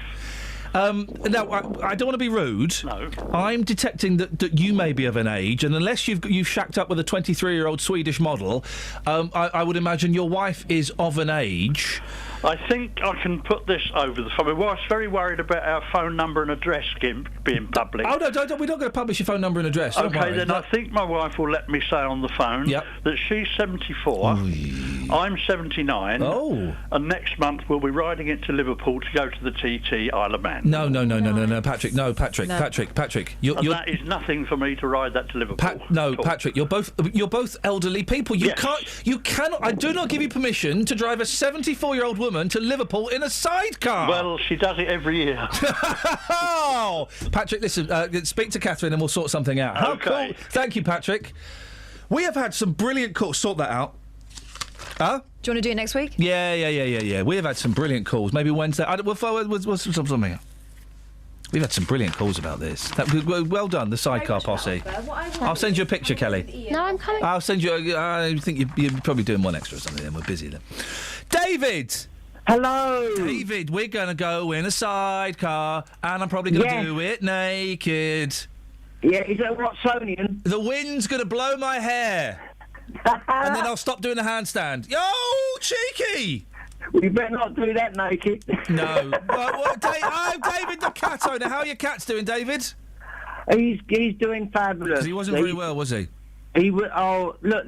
Can I apologise again to you? You don't know us an apology, brother. What for? No, I do. When I phoned you on the Monday, I was desperate to apologise to you. Then I didn't realise just how whacked out I was from being up with him. How what? Sorry. Whacked out. Whacked out. Yep. And you were trying to say things to me and asking me questions, and I was like, I was absolutely. My brain was on tick over. I had so little hours of sleep. Oh, you're not your brain on tick over, no.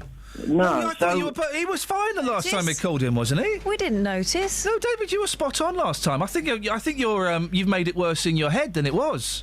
Well, yes, I will be like that as a person. I have to admit, I'm my own worst critic. Yeah, I know. We all are. All of us, David. Even the most confident people, even people like Alan Sugar and Noddy Holder, the most confident-looking men in the world, they've all got a little voice in their head going, "Oh, you were rubbish then.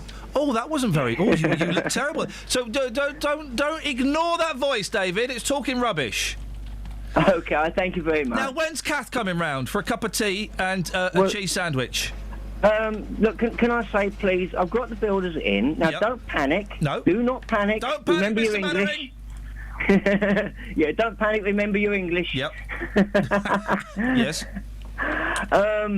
What I've said to Kelly is that in the interim, if we can meet at a coffee shop in town, and I'll bring some photos. For a drink. Because the place is a tip at the moment because of the builders. But I want to say thank you ever so much to the three builders, Buck, Liam and Rudy, and they've been fantastic. They sound like an excellent boy band. Aren't they the same people that were in Big Fun back in the day? Well, David, listen, there's no rush, okay? There's no rush. The thing is, if you go out for a coffee with Catherine, she'll eat loads of sandwiches. She'll get those giant biscuits the jammy Dodgers. The jammy Dodgers. Yeah. It will be awkward. It will be awkward. David, we're in no rush. Kat, you're in no rush, are you, Kath? Absolutely none. She can wait. I'm in no hurry. She can wait. Don't you worry, David. Listen, don't. Honestly, you never have to feel like you have to call up and apologise. If you don't want me to come, it's fine. But we'll sort. You want her to go, don't you, David? Sorry? You want her to come round at some point, don't you? Oh, God, yes. But, I was going to say, because you don't have to be polite about it. If you don't want me to come, it's fine. No, you will not hear me say those words. Oh, which is excellent. David, listen, there's no rush. What you haven't done to your house, David? Well, they've pulled down a load of brickwork at the moment, and, you can imagine, and everything has to be put back. It's a mess. When bricks come down, the mess it makes. David, it's good to hear that laugh. You're a good sport, and I appreciate you calling. You don't need to phone up and apologise. No, there's only a few callers that need to phone up and apologise. I think we banned them. Catherine, don't worry. We will sort that out. I'm not worried. Kelly, we'll get on that. We'll sort that one out. Right. Look at the time. It's time for a bit of trav. Travel news for beds, cards and bugs. BBC Three Counties Radio.